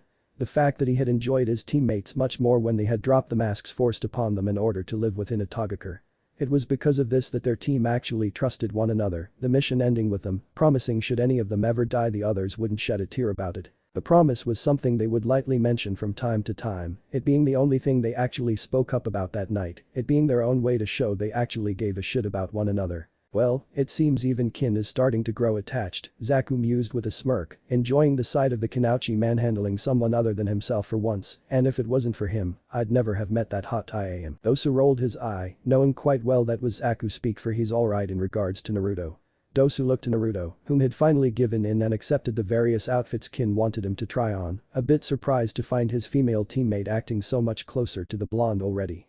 Yet, there was something about Naruto that just drew them, Dosu was unsure how to describe it. It was reminded him of how Orochimaru had drawn them in, yet, instead of fear in regards to Naruto, there was only a warm feeling that reminded him more of the days before he had lost his family, days he barely remembered before he was forced to steal and kill to survive. He couldn't name it, but with his teammates and Naruto Uzumaki, he felt content with life for the first time in what seemed like an eternity. That girl is mean, Naruto muttered to himself, looking to himself in the mirror as he had changed into one of outfits Kin had supplied him with only to frown, as the black condom-looking suit seemed more Sasuke style that, and there was no orange on it.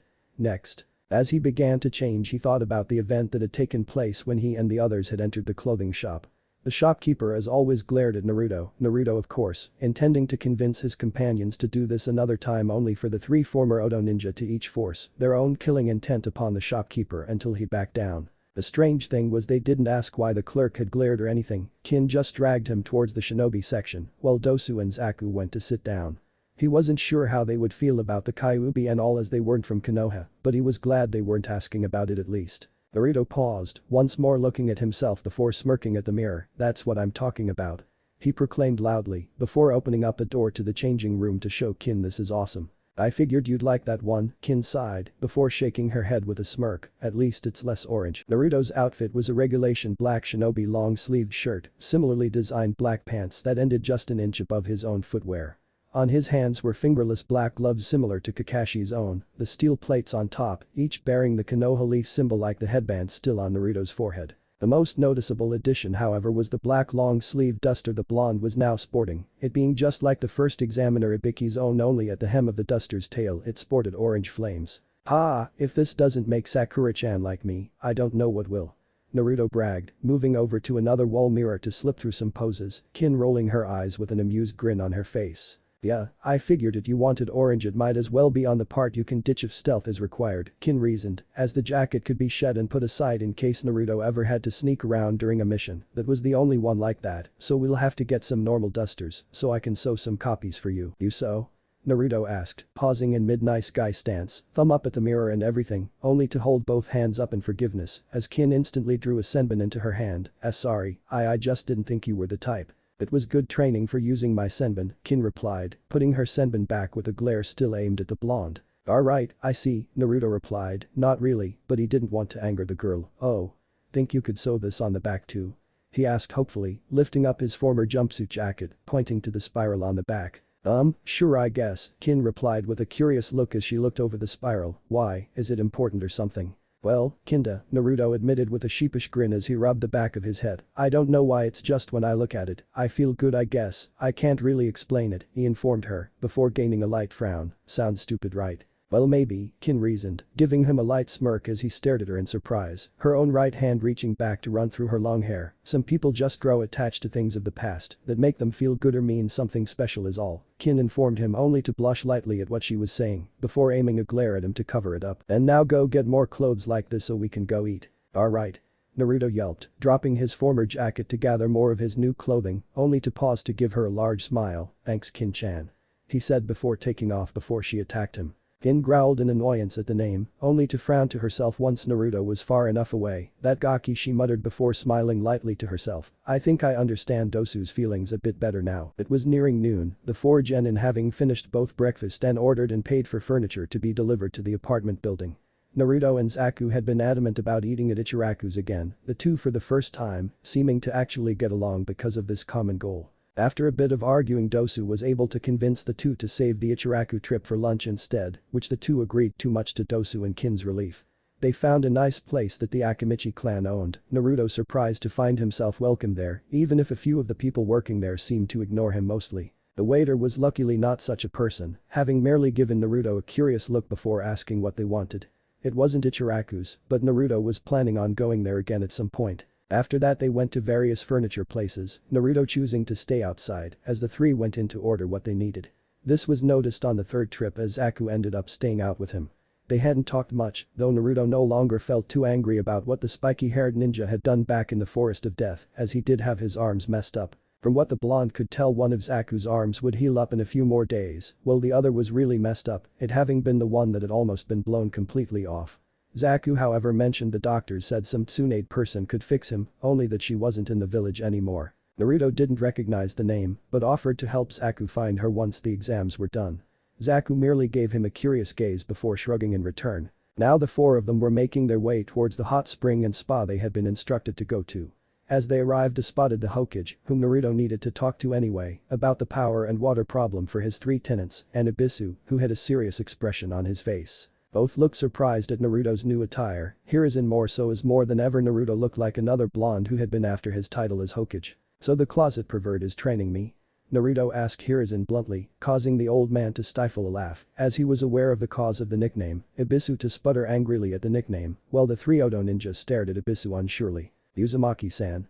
Ibisu began, doing his best to recover as he pushed his sunglasses back into place. I am but one of your instructors for this month, as I was assigned to you by Kakashi-sensei, to teach you the fundamentals and work on your chakra control, Ibisu explained, only to raise a hand to silence Naruto, who looked ready to rant his ass off. However, Hokage-sama has accepted my request to train you in ninjutsu as well, so long as you refer to me as Ibisu-sensei from now on, Ibisu said, adding the last bit so he never had to hear that embarrassing nickname for him ever again. Wait, so you're going to teach me actual jutsu? Naruto asked suspiciously, as he had begged Kakashi numerous times to do so, only to be told he wasn't ready to learn any, not stupid things, but actually kick-ass jutsu. Yes, I will be teaching you kick-ass jutsu, Ibisu sighed, glad he was used to such behavior from dealing with Konohamaru. However, before I can teach you any of them, we'll need to get your chakra control up to par. Whatever, so long as I learn something awesome. Naruto agreed with an eager look on his face, salivating at the thought of pulling off some amazing jutsu in front of all the people who'd be there expecting to see Neji win. However, Naruto lost his expression of eagerness as he recalled what Ibisu had said. Wait, what you meant by you being only one hentai? Kin suddenly screamed, the tone of which made Naruto, Ibisu, and even the Hokage jump in surprise, while Dosu just ducked as Zaku did the same with a freaked out look on his face. Kin had instantly pulled a large amount of senbon from somewhere, launching them over by a nearby wall of the hot spring section of the spa. Ow. A voice yelped out, the senbon having pierced into something unseen only for Jiraiya to just appear where they had hit, all of the littering his back as he turned to glare in anger. Which one of you little brats threw those? He demanded, only to blink in surprise to find Kin apparently being the culprit, the Toad Sage, only then realizing Naruto and the three others he'd been waiting for had arrived. Recovering, he cleared his throat before making his way over to join the group, all while reaching around to pull the senbon from his back. Well, allow me to introduce your second instructor. Hiruzen began with an uncomfortable look, well aware his student had never been good with introductions. Naruto, allow me to introduce you to Jiraiya of the Sannin. Great, another pervert, Naruto grumbled, only to notice the three former Odo ninjas staring at the old man in shock, most of all Kin, who looked ready to faint at realizing who he was. What's with you three? Are you retarded? Zaku demanded, once more wondering if that crack about blondes was right on in regards to intelligence. He's Jiraiya of the Sannin, as in Orochimaru's teammate and student of the Hokage. What? Naruto yelped in surprise, staring in surprise at a now smirking Jiraiya, this old fart. Hey. Jiraiya growled, instantly glaring at the blonde before him. What's so hard about believing that? Because a pervert like you couldn't possibly be Jiji's student. Naruto pointed out as if it was obvious. I'm not a pervert. Jiraiya shot back, only to smile proudly while crossing his arms over his chest in a cocky manner. I'm a super pervert. Silence. All three former Odo ninja sweat dropped, each having trouble believing this was the guy who was supposed to be on equal grounds as their former leader. Naruto just looked annoyed as hell, having trouble believing a guy like Jiraiya could possibly teach him anything of value. Ibisu was looking away from the scene, embarrassed for Jiraiya in this case, while Hiruzen just sighed, quite used to his students' claims of being super in the act of perversion. Naruto Hiruzen spoke up, ignoring Jiraiya's annoyed muttering about disrespectful brats and such. Well, Jiraiya is a little eccentric. I promise that he and Ibisu will make sure you'll be more than ready to deal with Niji Hyuga and whoever else you'll be facing in the exam finals. Fine. Naruto relented, trusting the old man on this one as he had yet to steer Naruto wrong, but he better not try perving around while he's supposed to be training me. Don't worry, he won't, Hiruzen informed Naruto, sending Jiraiya a firm stare, making his former student sigh but not in agreement. Of course, since Ibisu and himself had split the days up, this wouldn't be a problem. He'd just focus on his research beforehand. Now if that's all, Dosu-kun and I have some things to discuss still. Right, Dosu replied with a nod, figuring the Hokage had been there partly to have Dosu come through on his end of the deal. At the same time, Dosu would bring up the problems with the apartment they were having, and perhaps he could get the Hokage to get Zaku some help regarding his heavily damaged arm. As the Hokage and Dosu began heading off towards the cage tower, Jiraiya clapped his hands together, regaining a smile. Alright. Before we start, I figure proper introductions are in order. Jiraiya mused, using this as an excuse to get a proper read on the two remaining Odo ninja, as well as get a better read on Naruto. Since you three seem to know me, I think it only fair you introduce yourselves as well. I'm Naruto Uzumaki, the next Hokage and Konoha's next Chunin. Dadabeo. Naruto instantly responded as he was prone to do, a large grin on his face as he threw a fist up. Jiraiya mused with a forced grin, now quite sure Naruto took more after his mother than his father, before he turned his attention to Kin, whom had regained a light glare aimed at him. And who might this lovely young girl be? Kintsuchi, keep your hands to yourself or I'll rip your arms off and beat you to death with them, Kin informed him bluntly, a senbon held into view just to further prove her point. Well, aren't you a barrel of laughs? Jiraiya asked with a sheepish laugh, before looking her over again with a curious gaze, while not noticing the girl seeming ready to launch some more senbon upon his person.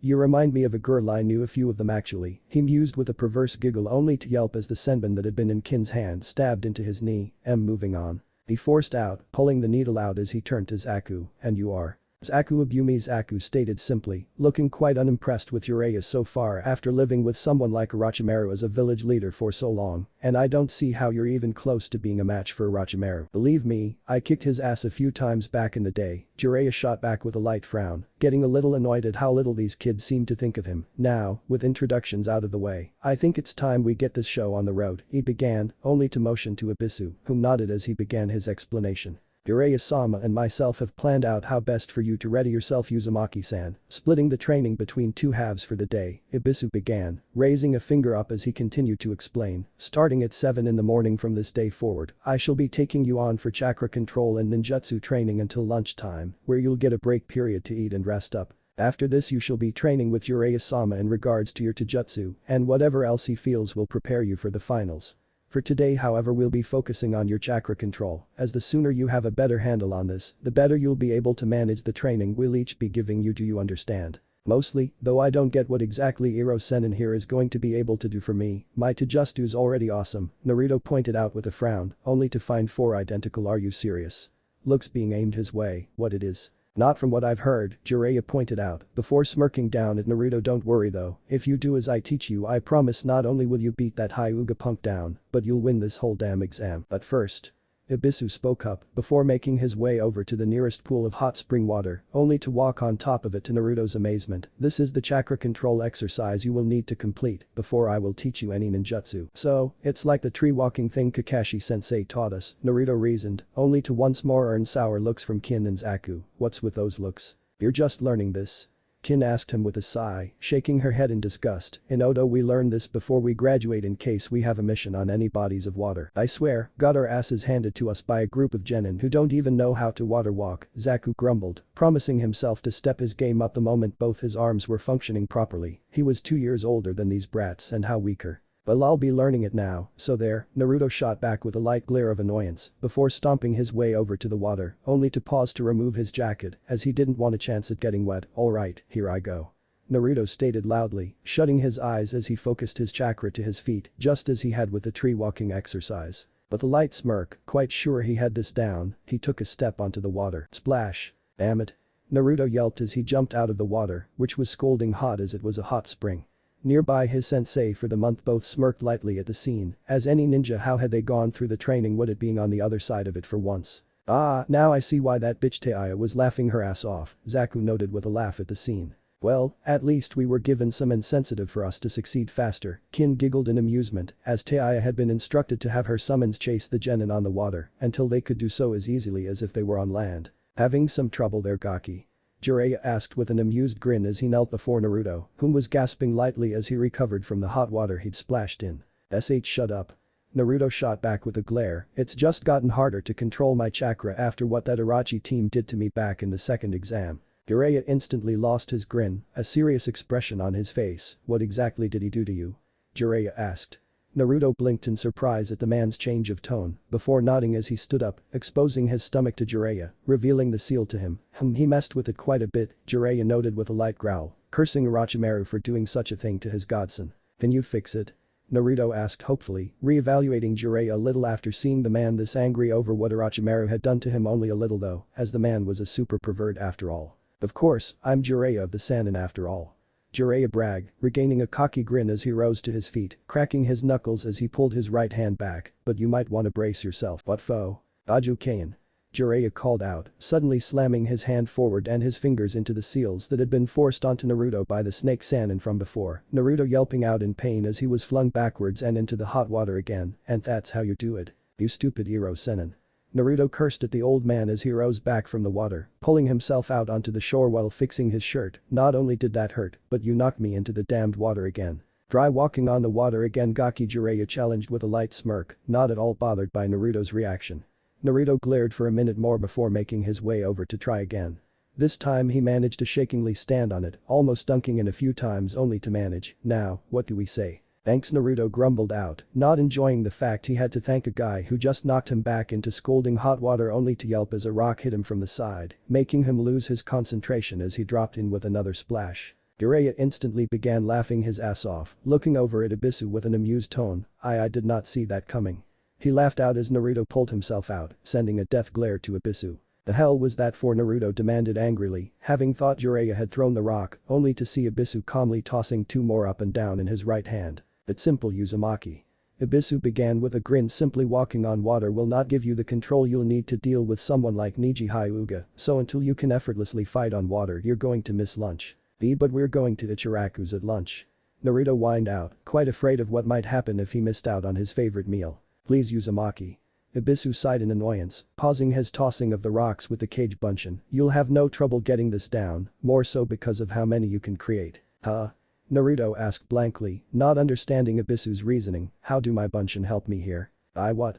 Ibisu began, only to stare at Naruto in surprise, seeing Naruto was honestly confused. Kakashi-sensei didn't teach you. Teach me what?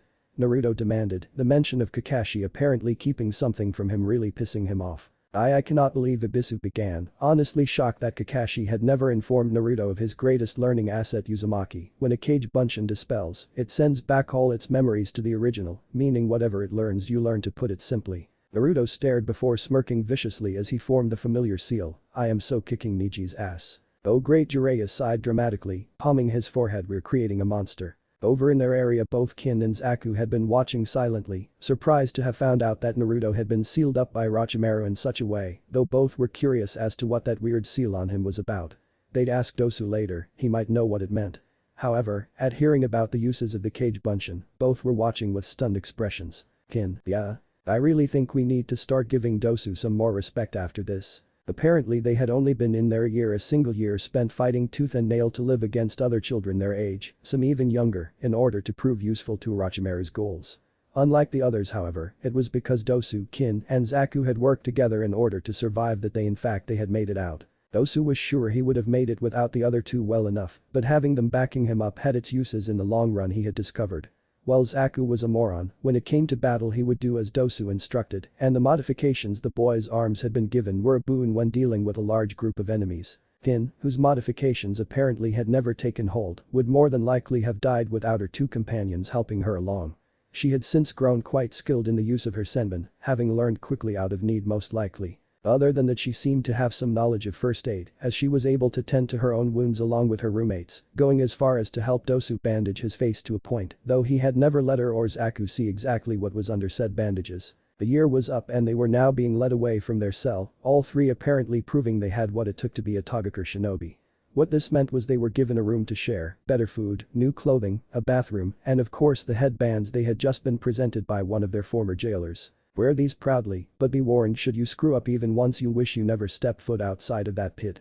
The jailer informed them smugly before handing over a large scroll to each of them. In each of your scrolls you will find the techniques and jutsu Orochimaru-sama has deemed you all fit to know and learn. You will study and implement each one within 3 months' time, or else be punished accordingly. Zaku stated simply, ignoring the glare the jailer was giving him as he looked over the first exercise they would need to do. Where are we supposed to find a tree? Use the wall, the jailer shot back simply. Now if you'll excuse me, I have to start watching over the next batch of brats. Try not to screw up and end up dead, he parted with before leaving the three alone. Well, I for one will not be missing that ass. Kin muttered, her hair having grown since she stopped keeping it short, though it only reached just above her neck at the moment. She had been quite happy to have a bathroom. The first thing she had done was give herself a much needed bath, trim her hair so it at least looked okay, clip the random white hairs that suddenly began showing, and of course put on her new clothes. And why the heck does my scroll have bells with it? Read and find out, Dosu shot back bluntly, his single eye quickly memorizing the instructions of his melody arm. Didn't think it could do that. He muttered, surprised at what his weapon could do to the water inside a person's body that would have been helpful over the last year. Water walking, Zaku read off, before groaning as he dropped onto his behind to sit. At what point are we going to need to learn to walk on water? And that's why you need to learn to walk on water. Zaku finished explaining with a large grin aimed at the soaking wet Naruto. Really, any competent ninja would know this. Why are you even here? Naruto demanded, glaring at Zaku, who had been sitting comfortably nearby in the same spot for the last few days or so. Why don't you go bother Dosu or Kin-chan? Because Dosu is off training for the final exam and Kin is taking a dip in the hot springs, and after the first 3 times I am not going to risk the loss of my junk just to peek, Zaku explained before regaining his grin, and it's fun watching shades hurl fireballs at you, sadist. It had only been 3 days since Naruto's training under Jiraiya and Abisu began, the blonde having spammed the hell out of his cage bunshin in order to soak up what he was being taught like a sponge. Even so, when it came to learning to actually fight on top of the water, Abisu thought it best that Naruto learn it himself, though allowed Naruto's bunshin to begin their training in Naruto's element during this. It had been the first day of official training that Jiraiya had brought in a special chakra paper that showed one's elemental affinity, having even gone as far as to bring extras to test out the Oto Trio's own elements. Naruto had wind, which Zaku of course had as well, while Dosu ended up with earth and Kin strangely enough fire. Due to this, Dosu had asked for admittance into the Konoha library to look up any Doten jutsu that would work with his melody arm style of fighting. Kin didn't care much of this, though had been given permission to use the library as well, along with Zaku, the latter of which didn't see the point until he could actually try anything out, while the former preferred the use of senbon and jinjutsu. Luckily though, his less damaged arm had healed enough to let him make use of it, though he'd been told to refrain from trying to use it for training purposes. Of course, the moment he got a moment alone with his team, he had Kin knock him out before following the instructions he had on fixing the tube in his arm. It still would take some time before he could use it as well, but at least his weapon wasn't lost to him. Now he just had to make sure to never allow it to get plugged up again, and he'd be good. Naruto's clones had been off trying to split a leaf as his training to better make use of his Fueton element, while the real one continued to fight Abisu on top of water to fine-tune his control. Dosu himself had found his own private training field while being protected, spied on by an Anbu in case any Oto ninja tried anything. Zaku mostly stuck by to watch Naruto get his ass kicked, while Kin would move in between Naruto's training and Dosu's, just to make sure her teammate, while also making use of the training field Dosu, had been given to practice her senbon throwing, and read the Genjutsu scroll she had taken from the library. It was strange to the Oto 3, being able to freely take scrolls containing jutsu and make use of them, as Orochimaru would only let them learn what he wanted them to learn, keeping all the jutsu he himself had listed stored away in a secret place only he and a special few could access. Dosu was making use of it, planning on learning more than some Doten jutsu, as he was planning on training to the point he could one day pay Orochimaru back for his betrayal. Naruto was a little worried in that regard, as whenever he did see Dosu during the last few days, the guy seemed to have exhausted himself to the point he was falling asleep the moment he hit his own bed. Speaking of, with Naruto's cage Bunshin helping, the Oto trio were now quite happy with their room, more so now that they had power and water. Naruto ended up having his Bunshin bring down the wall to room next to his own as well, giving him much more space, just as his three tenants had. Hey. One of the Bunshin suddenly cried out, all eyes moving onto him as he held up a leaf with a light cut in it. I got it. Disperse. Naruto called out with a large grin, glad to finally be getting somewhere as the large amount of clones poofed out of existence, quickly replaced by more that took over the training exercise, all aware of how to at least tear the leaf now. Ah, I'm so awesome. I wouldn't get cocky. Uzumaki Abisu spoke up with a grin of his own, enjoying the fact his students' jumping abilities would be because of him. The cage Bunshin tip having been something Naruto really should have been told of though, well, its trigger advancement is incredible, overconfidence can be used against you. Plus that Hyuga seems to have enough confidence for everyone that'll be in the stadium, Zaku added helpfully, Naruto and Abisu having to nod in agreement at that. Of course you can just use that against him. How so? Naruto asked curiously, stepping off of the water to take a break with Zaku, Abisu allowing it, well curious as to what Zaku might have to offer Naruto. Well, the special Jonin still wasn't sure on the 3x Odo ninjas' loyalty, so far they seemed surprisingly helpful to Naruto in their own ways. Quite simple, Zaku began with a smirk, as he had dealt with many a people like Niji back in Odo. Tell me something, Blondie, what do you know of the fine art of trash talking? Orochimaru was not a happy snake, his serpent eyes currently narrowed at the two fresh bodies he was being forced to use since the loss of the three genin. When Kabuto had reported the event, he hadn't thought much of it, as the three genin only knew so much about his invasion plans, as he was quite aware they might have ended up captured after their attempt on Sasuke and interrogated. It was why he kept them in the dark over the fact they were allied with Suna for the invasion, along with just how they were going to pull said invasion off during the finals. He however had not expected the three genin to resist his plans for them and go to the Hokage with what they knew. It also didn't help he realized those three were aware of his Sound 5 and the abilities of each one and of the cursed seals that each of his bodyguards bore. Because of this he'd had to replace Zaku and Kin with the two pawns. Kabuto had been forced to work along with Kabuto being more than happy to deal with both in order to make it so. Still, Orochimaru was quite aware how muddled his plans were becoming, as the old fool of a cage knew more than Orochimaru felt comfortable letting him know, all because of three genin. Orochimaru-sama, are you feeling alright? Kabuto asked plainly, a bit nervous at how fierce Orochimaru seemed at the moment, the snake-san and obviously unhappy over the recent events. I'm fine, Kabuto-kun, Orochimaru replied, his voice sounding only lightly strained as he took a seat in a nearby throne-like chair, leaning into it as he tried to think of a way to turn the odds back more into his favor. He'd need an edge, one he had been sure he'd have with Kimimaro by his side beforehand, only to have his would-be future body suddenly hit by an illness even Kabuto couldn't heal him of. If only he could have Kimimaro healed or even had someone of equal strength. Orochimaru's eyes widened just a bit. Kukukuku, he began to laugh lowly, the vileness in his tone enough to make even Kabuto shiver in response. Kabuto-kun, I have something important I need you to do for me, something that will require speed as I'll need it done before the end of the month. Of course Orochimaru-sama, Kabuto replied, blinking in confusion while wondering what his master was planning. What do you need me to do? First of all, I need you to get me something to write with, Orochimaru informed him, never losing his snake-like smirk. I think it's time Gurin was put to use. Dosu frowned, feeling something was off before pushing it to the side for now as he thought over his current problem. He had finally become aware of his elemental affinity, to no surprise it was earth like most people from his former country. The problem with this however was this gave him no edge over Sasuke, as like most Uchiha he had a fire affinity. Also Dosu realized the few jutsu he realized he could learn within the month would help him in no way deal with Orochimaru, though he also realized he'd have to leave that to the Sandaime. His talk with the Hokage had been a long one. Dosu listed off the abilities of the Sound 4 as Kimimaro was indisposed back in Atagakur. After that he had informed him of the few locations of Orochimaru's bases he and his team had gone to, the Hokage already planning on sending Anbu to those locations in order to raid them for information and to put a dent in Orochimaru's strength. Finally Dosu had admitted to his most recent gain in knowledge the Edo Tensei Jutsu Orochimaru had been planning on using with Kin and Zaku.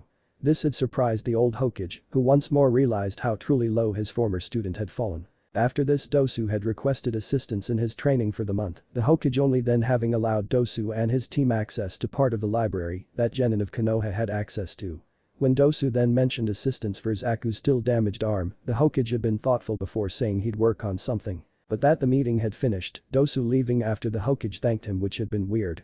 Unlike Orochimaru, speaking with the Hokage was something he found himself looking forward to, the old man being easy to talk to and able to put Dosu at ease. Still, Dosu couldn't help but wonder if it was all an act, something to make him and his team trust the old man further so they wouldn't think of betrayal.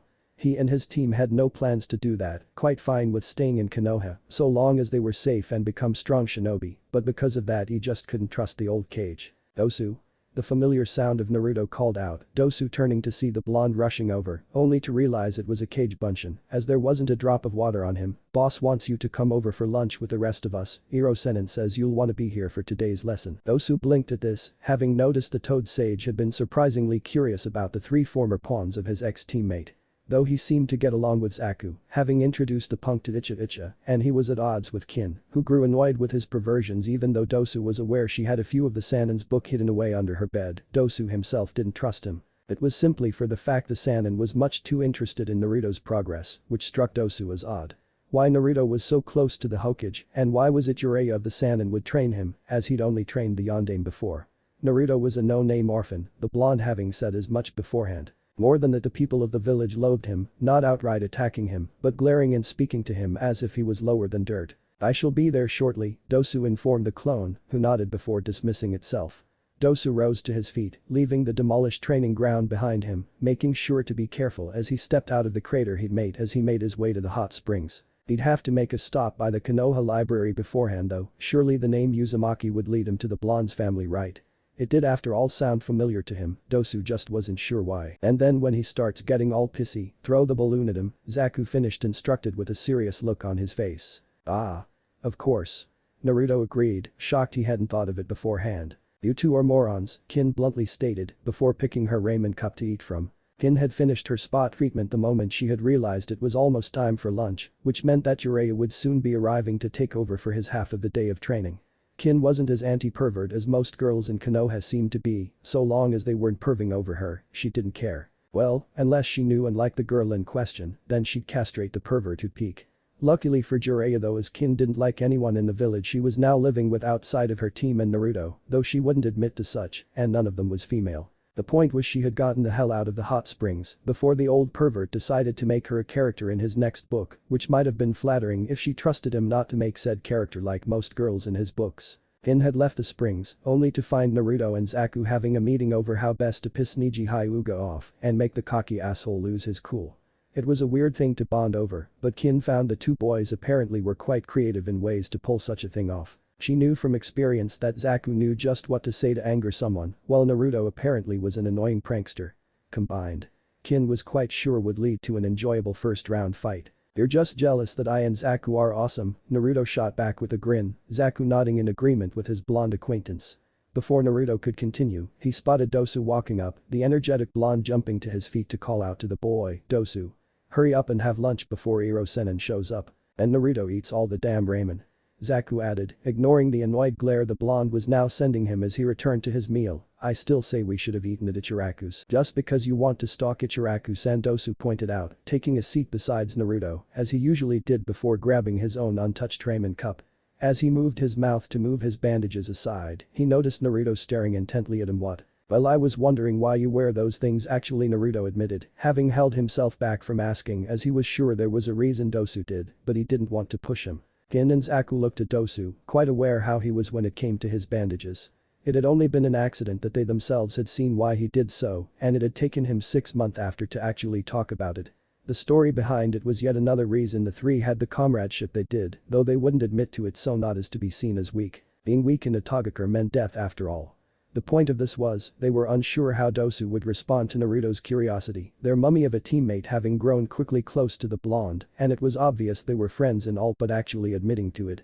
It was the same for them however, the 4 orphans each having too much in common not to grow attached. It was only doing to their lives in Odo that left 3 of said orphans unwilling to take the next step, though the moment one did it might just be enough to make the other 2 follow. Naruto Dosu began, using the blonde's name for the first time much to the other 3 ninjas' surprise. I am willing to remove my bandages and explain what they hide, if you're willing to explain why it is the villagers glare and speak to you as they do. An awkward silence followed, Naruto's eyes widening at Dosu's words, as he found himself unsure how to respond.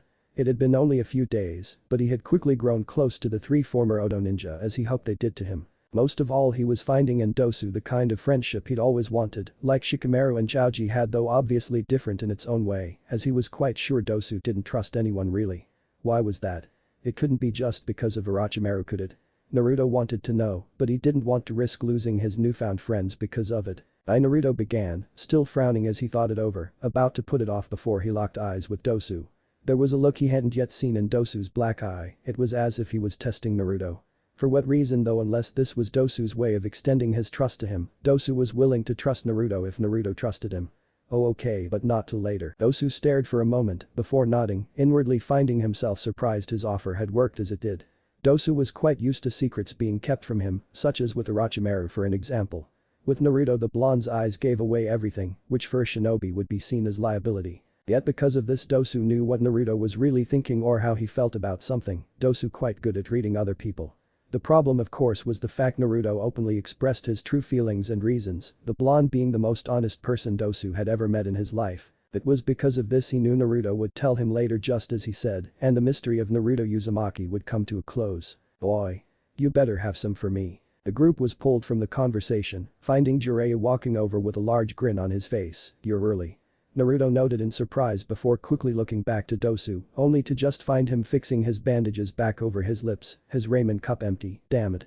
Just like Kakashi-sensei. Why is it you have requested us all here, Jiraiya-san?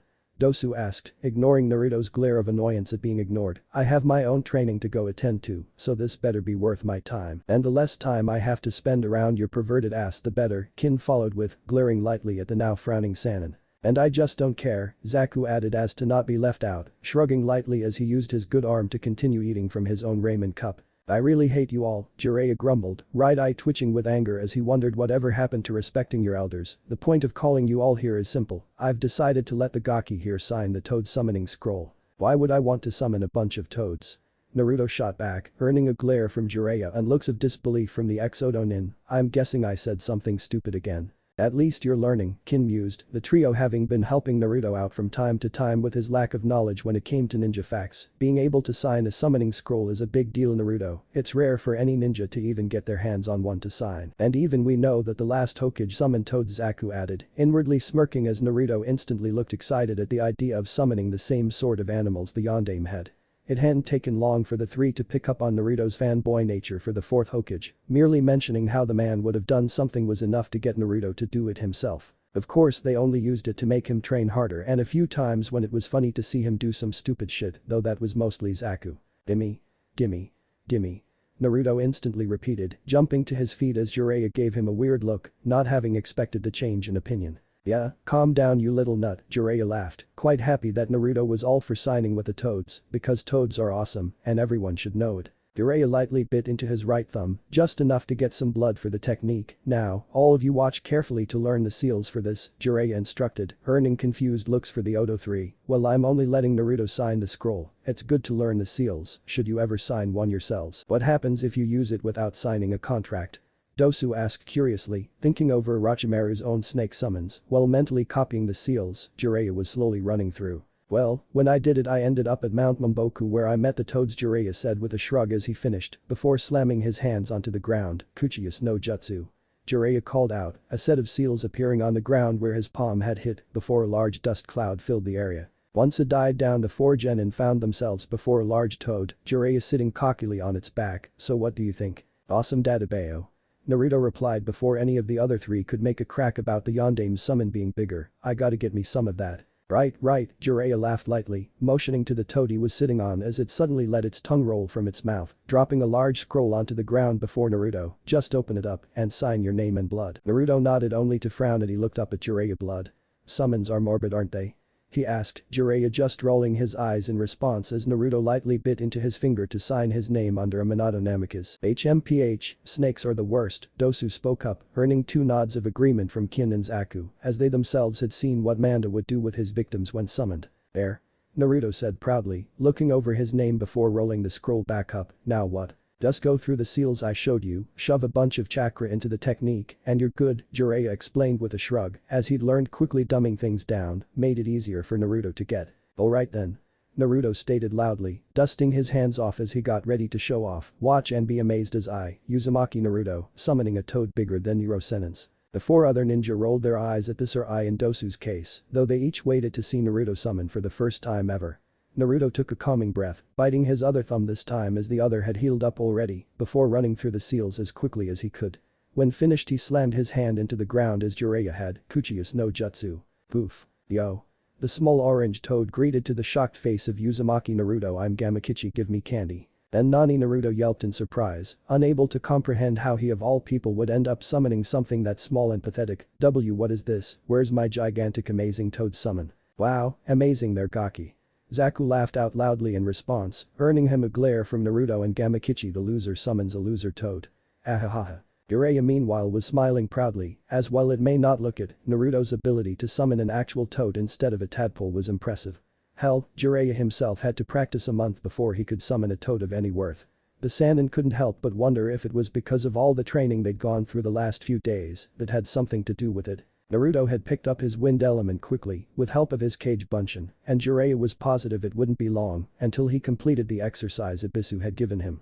Jiraiya himself had been helping Naruto's Taijutsu out, though he had made Naruto not to use his bunshin in their spars, though they were allowed to watch. He wanted Naruto to get good on his own, for the better the blonde was without the clones, the better he would be with them in response. Once Naruto was well enough in his Taijutsu he'd get the brat some weights to help his strength and speed out, knowing if Naruto was going to have any chance at all at not only beating Neji, but being of any help with the Orochimaru situation that Naruto needed to get as strong as possible within the upcoming month. It would be a week from now that Jiraiya decided he would show Naruto how to use the Kyuubi's chakra, because he was quite positive Naruto would need it, more so once all the Orochimaru business was done with and the real problems starting coming along. Jiraiya quickly cooled his face, having caught Dosu's gaze on him. The kid had a good eye, Jiraiya had to admit, and even though he was still a bit unsure about Dosu or the other two, they were growing on him just for the fact Naruto seemed happy with them around. Since Jiraiya had been in the village he'd not seen Naruto spend time with any other kids his age, not even his own teammates. Of course Sasuke had been smuggled off to who knows where with Kakashi, but Naruto should have at least some friends to hand out with, and he did have them, in 3 unlikely choices at that. It was because of this he had been willing to share the summoning jutsu with the 3, figuring if they ever wanted to have their own summon someday he might as well give them a shot at it. Bet you could never get as cool summons as I have. Naruto's yelled, drawing Jiraiya from his thoughts, finding at some point Naruto and Gamakichi had teamed up to berate Zaku. At least I have Kichi here, you don't have anything but a busted arm. Oh yeah, Zaku shot back with a glare, flinching in pain as he forced his wounded arm up to form a seal. I'll show you, you retarded ass Gaki. Oh shit. Jiraiya managed to get out a moment too late, only then realizing what the moronic genin was doing. Don't finish the Jew. Kuchius no Jutsu. Zaku called out before simply poofing away in a cloud of smoke, leaving a group of very confused people. Did he die?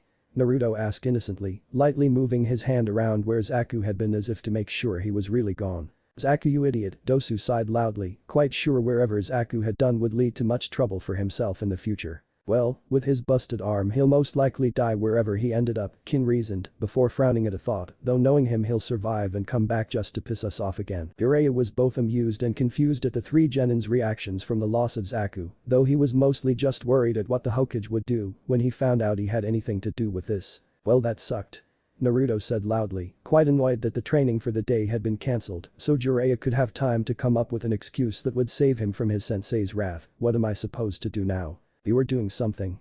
Kin pointed out with a light glare towards the loud blonde, pointing across the training field at where his cage bunshin were still working on the leaf exercise. No, my clones are doing something, Naruto pointed out, using a mocking tone Zaku had helped him come up with earlier that morning. I am just sitting here, on my ass, with nothing to do so there. I have a wonderful idea, Dosu spoke up from where he was leaning against a tree, a rock in hand that he was using for his own exercise, which was simply to turn the whole rock into dirt. Why don't you both go away so I can concentrate in peace?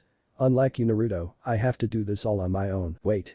If you're already practicing jutsu, why is it you're still doing the exercise?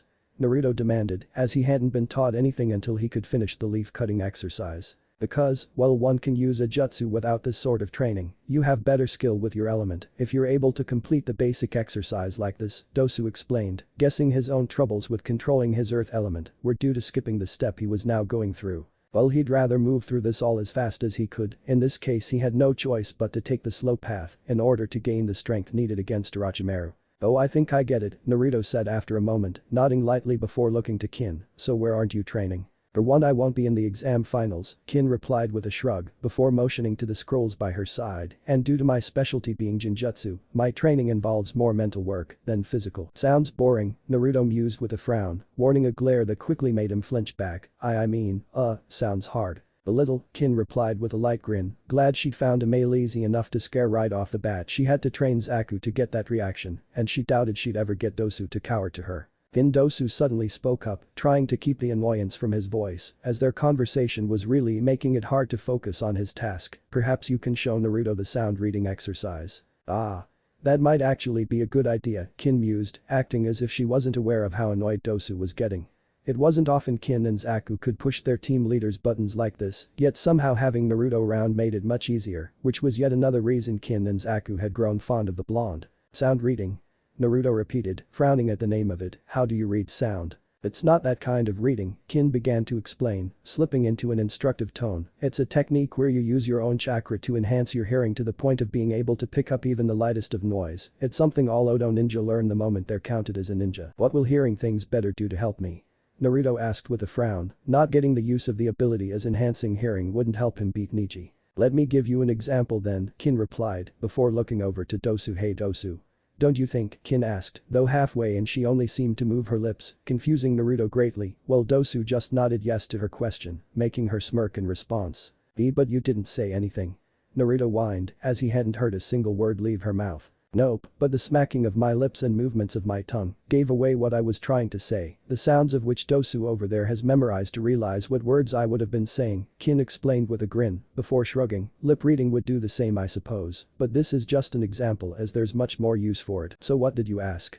Naruto wondered, second-guessing his thoughts on the skill being offered to him. If I thought Zaku was a moron, which he is, Dosu replied simply, Kin quite pleased to see Naruto laughing in response to her example. To think he'd let you drive him into using that technique. I only hope wherever he ended up he won't be back for a long time. Why yeah, or that at least he brings back some gifts, Naruto said as he recovered, still smiling playfully though. Alright Kin-chan, tell me how to do this thing. Alright, here's how you do it. It had been 3 days since then, and there was still no sign with Zaku, which was actually making the 3 genin a bit worried, though only Naruto himself would voice this as the other two knew better. The moment either said anything about actually caring about Zaku, the other would never let them live it down, and Zaku would return and hear all about it from the other party, and then he would never let said person live it down.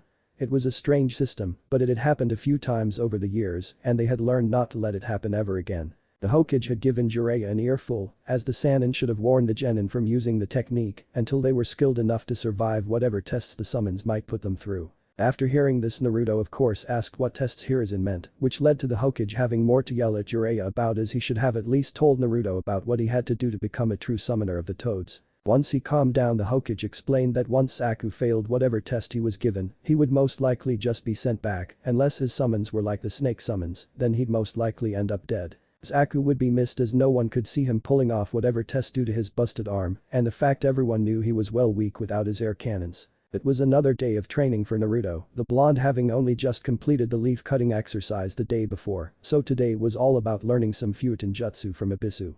Naruto of course was bouncing up and down on his heels as he waited for Ibisu to begin the lesson. Alright Uzumaki, listen closely as I will now teach you the first wind element technique you'll need to learn. Ibisu began his instruction, enjoying as always how eager Naruto seemed to listen to him. This technique however, does not involve hand seals, merely using your Futon element and chakra to pull off, Ibisu explained, before pointing to a nearby rock but 10 feet away. Now Uzumaki, I myself cannot do this, but I've seen it done by another Futon user in the village, so use what you learned through your exercise, fire it off from your palm. Alright then, Naruto replied, looking a bit unsure as he aimed his right palm, just as he'd seen Zaku do with his own weapons. Naruto then recalled the way he used his chakra to cut through the leaf perfectly, molding his chakra in the same way before releasing it from his hand. Similar to Zaku's own attack, a burst of wind hit the rock, leaving a fist-sized indent into the stone, an inch deep. Alright. I'm the greatest. This technique is the Kazugama no Jutsu, Ibisu explained, moving over to look over the indent Naruto had caused. While it seems effective, realize that it was only because you used more chakra than most people would. With this technique you gained this result, as most people would only be able to do the same damage a punch would pull off. Hence I'm the greatest, Naruto replied with a shrug, knowing he'd surprise Sasuke with his cool new jutsu, more so because he didn't even need to use hand seals to pull it off, so Sasuke couldn't copy it. What's next, Ibisu-sensei? I wanna learn how to make a tornado. Uzumaki, until you've completely mastered this technique we won't be moving on, Ibisu replied, earning a look of annoyance from Naruto. Now, with your bunshin, you should have no problem doing this. Besides, once you're able to use this technique in a matter of seconds, imagine how easy it should be for you to deal with anyone expecting a jutsu involving hand signs. It also will help, as the more you train the further away you'll be able to use such a technique. Wait, so the closer I use this thing the more damage it does? Naruto asked, noticing he was 10 feet from the thing, so if I used it on a person up close. Depending on who it is you could very well do some major damage, Ibisu admitted, quite sure any civilian would die from the strength Naruto was able to flood into what was supposed to be a basic Futon jutsu. Asuma had explained it to Ibisu so he could teach it to Naruto, Asuma having used it to increase his range with Futon jutsu, and would later forego it as he learned to flood his own Futon element into his weapons to make them that much more effective. Now, get to work. Right. Naruto replied, quickly spamming the area with clones as he made them get to work. It was just Naruto and Ibisu today, as Dosu was busy at his own training field, Kin was out buying more senbon to resupply herself, and Zaku of course was who knows where. So far it was a week into the month, with just 3 more to go until the exam finals, and Orochimaru made his move. Ibisu found himself a bit worried, unable to push aside the sense of foreboding he was feeling involving the finals and what it might bring. As he watched Naruto though, he couldn't help but feel more at ease though, as if the blonde continued at this pace, he could very well be Jonin level within the year. Ibisu was a bit jealous though, knowing after the exams that Kakashi would once more take over Naruto's training, though he was sure Jiraiya would continue to teach the boy. Ibisu had quickly grown fond of Naruto, and by teaching him he now knew how to deal with Konohamaru. Once the day came, he could take the boy as part of his own genin team. Uzumaki Naruto, Ibisu thought to himself with a smile on his face, watching Naruto use his recently learned jutsu to blast a clone point blank in the face. I was wrong about you, and I can only hope what little I teach you this month will help you let you one day reach the title you're so eager to claim one day. Poof. Ibisu blinked, turning to his right only to find a face-down Zaku groaning on the ground. Ayabumi-kun. Ibisu yelped in surprise, having heard of what the punk genin had done so foolishly 3 days prior. Zaku, Naruto called out in surprise, before rushing over to check on his recently gained companion friend. Dude, we thought you were dead. Well, at least me and Kin-chan. Dosu said you had to be dead. I hate you, all 3 of you. Zaku groaned from the ground, before pushing himself up, a smirk coming to his lips, and now I have a way to eventually kick your asses and make you regret ever insulting me. Zaku, did you just use your arm? Naruto asked in surprise, looking down to find Zaku's arms, both of them, perfectly healed. But how? It's simple, Gaki, Zaku said, looking unsure if he should explain for a moment before letting out a sigh. Chickens, fucking chickens. Somewhere, Zaku had realized within moments of ending the seals he had messed up. Zaku blinked in surprise, looking back and forth around the cornfields. He had landed in the middle, only it was more like a forest due to how high the damned corn stalks were. Okay, apparently the old fart was right. Zaku mused to himself before looking left then right then finally just picking to go left. Dosu's gonna give me shit over this, I know it. It took what seemed like hours to get out of the weird forest, but Zaku found himself in what seemed to be a massive field of grass. In the distance he noticed what seemed to be an old temple, only with what seemed to be pipes running around and through it and smoke rising from the top. As Zaku tried to figure out just where the hell he ended up, he heard a sound he hadn't heard since joining up with Orochimaru. Baka. Zaku blinked before slowly looking down only to find a small black rooster staring back up at him. It wasn't so much the fact the rooster was looking at him like he was a moron, reminded him of Dosu in that way, but the goggles hanging around the thing's neck that made him realize the bird was most likely the summon for this place. Great, of all summons I end up with poultry.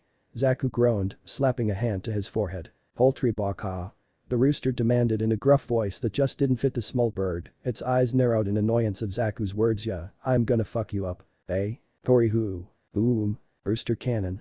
Dosu had to ask, staring at Zaku as if only then realizing just how stupid his team member truly was, to go pissing off an unknown summon of all things. He really defeated you with an attack called Rooster Cannon. That is hilarious.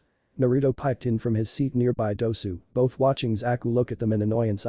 First it's getting your arm blown off by insects, now it's getting your ass handed to you by chickens. He was a rooster.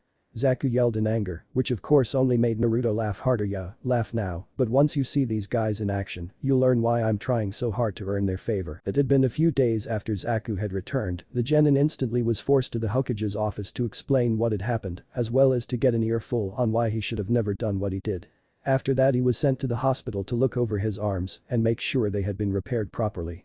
Not only were they in tip-top shape, but his chakra coils were working just fine. Also, now that Zaku was apparently fit for training, he was doing what he could to increase his chakra in order to be able to summon any of his new summons, all while also trying to get down a few jutsu they had imparted to him to, in their words, make him less of a worm. Needless to say, Zaku seemed to have gained a measure of respect for his summons, if only because they kicked his ass around after healing him up. So what happened after that? Kin had to ask, having given up reading over her Jinjutsu scroll after laughing over Zaku getting blasted by a chicken of all things. Well, I woke up in that temple and Banjiro, that asshole rooster I was talking about, explained that the Tori and Ondori clans apparently don't take kindly to insults. Zaku informed them, recalling the ranting rooster who could have given Taiya a run for her money insult-wise. They were quite interested in my arm cannons apparently being similar to something they make. Dosu piped in curiously, wanting to know more on Zaku's summons, so he could better plan how to make use of them, should the need come up. Hard to believe, but the little bastards are engineers. Zaku replied with a light smirk, holding his right palm towards the three genin, showing a covering over the cannon. See, they added a little slot to let me open and close the damn things, so no more bugs sneaking in. I doubt you'll ever fight Shino again, so why both Naruto began to ask, only to pause as Zaku aimed both palms at him. That's smart. Really smart. Good.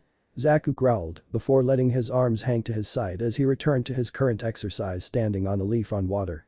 It was a mix of the leaf balancing and water walking exercise that the Tori and Ondori taught him. Apparently if he could pull it off for a set amount of time he'd have an easier time pulling off the very move that sent him flying. He wouldn't be counted as a proper summoner until he got it down, and he liked the idea of blasting air from his mouth in the same manner he could his arms, so he didn't mind.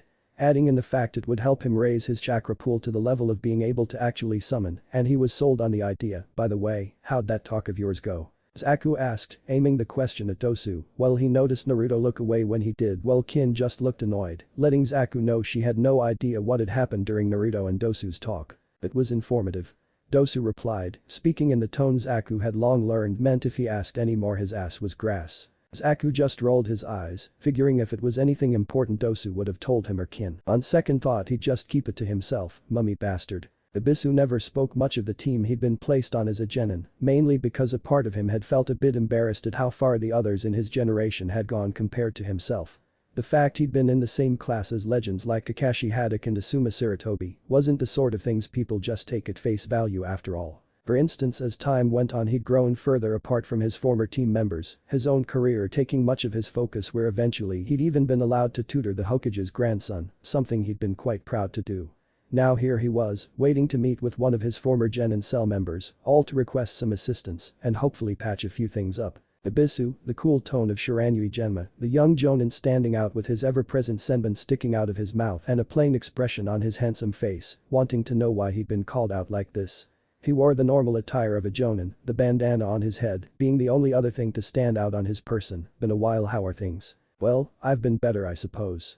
Ibisu replied, a light smile on his lips, pushing off the tree he'd been leaning against to close the distance between himself and Genma. He froze as an uncertain look came to his face, unsure how to go about doing this before bowing as low as he could, causing Genma to raise a brow in surprise. I apologize for what I said back then. I know now I was completely wrong about Uzumaki-san, and I had no right to speak of him in such a way. Genma stared for a bit, making sure this was happening before lightly bonking Ibisu on the back of the head, making his old friend hold his head as he stood back up straight, glaring at Genma for the act. It took you long enough, but I suppose even the Lord of Test Scores can get something wrong, Genma joked lightly, as Ibisu had basically been the Sakura of their year. Ibisu continued to glare for a bit before just sighing, lowering his arm from the back of his head as a light smile returned to his face. Yes, well, I suppose as our third would say.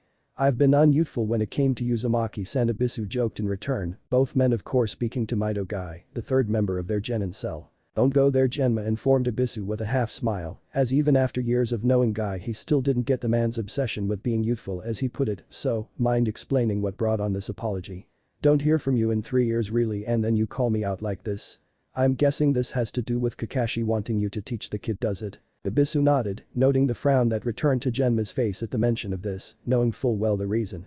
When the third exam finalists had been decided, Genma had offered Kakashi to teach Naruto for the month, only to have been denied as Kakashi had already had something planned. Of course, this was before he'd even asked Ibisu to help Naruto with his fundamentals. Genma obviously was a bit ticked at being ignored in this way, Ibisu unsure as to why. However, though Genma always seemed to always been one of the few looking out for Naruto's well-being through the years.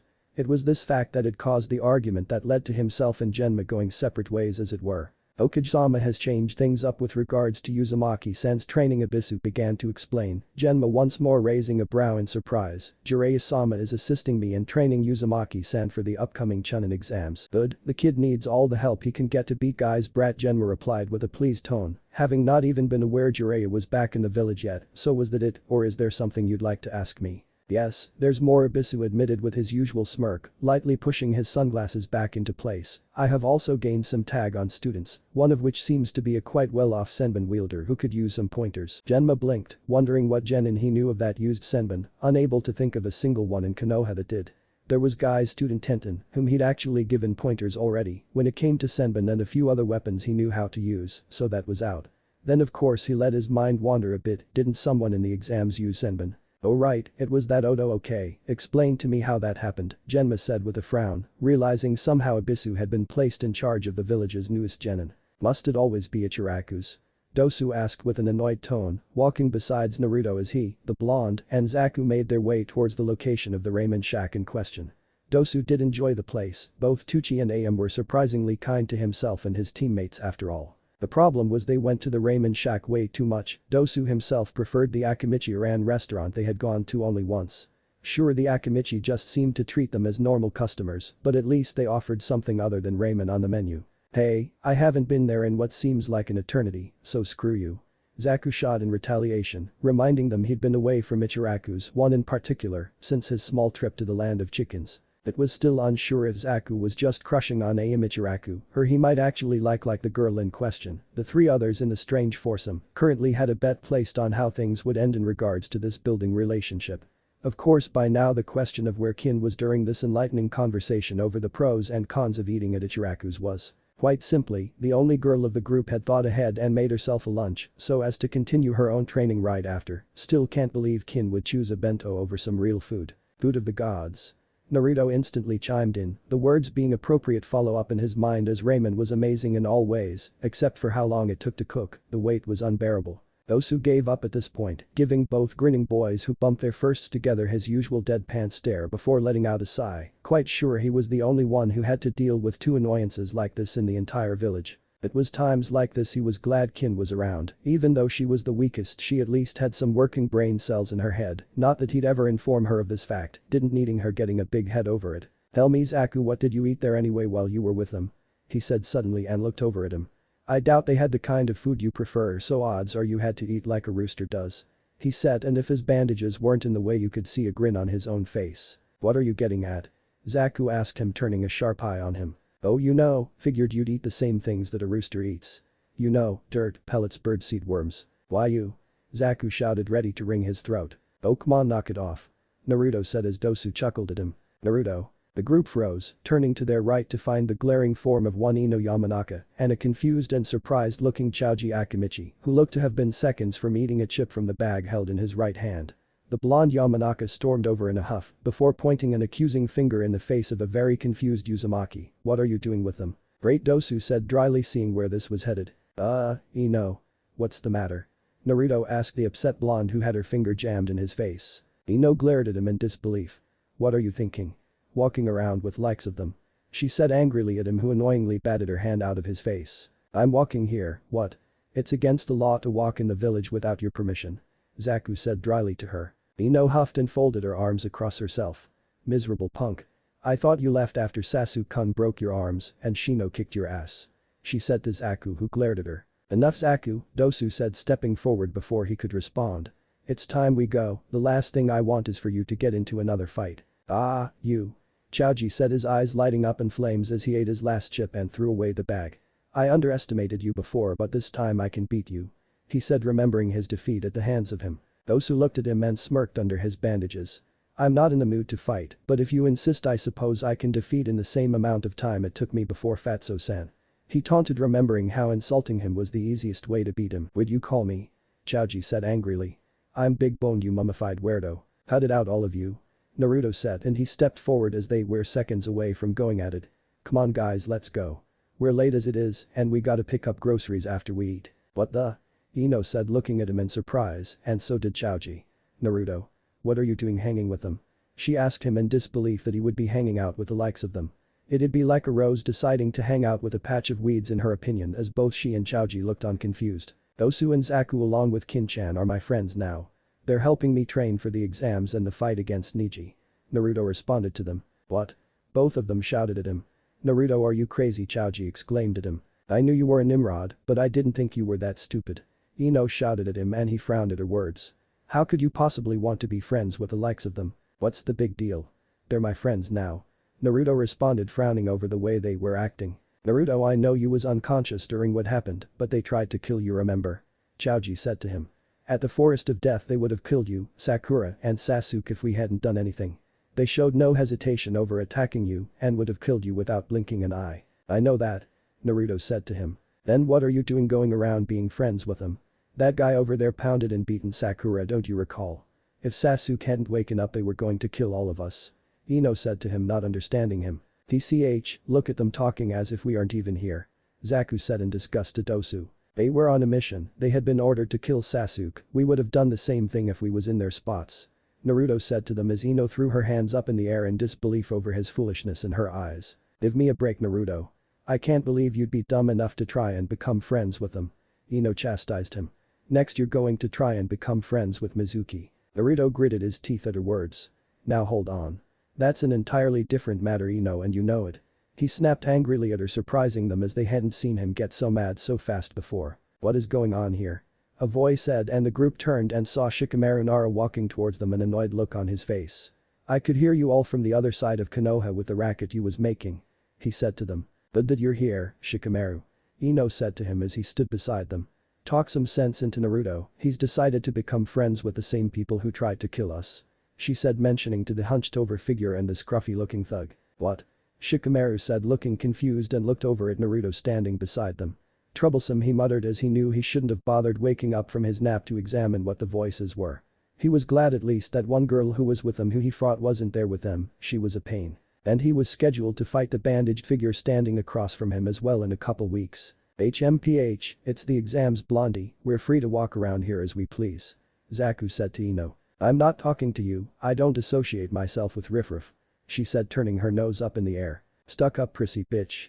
Zaku muttered under his breath. Come on guys, stop it. Naruto said, trying to be the peacemaker between them as a crowd was starting to watch from afar.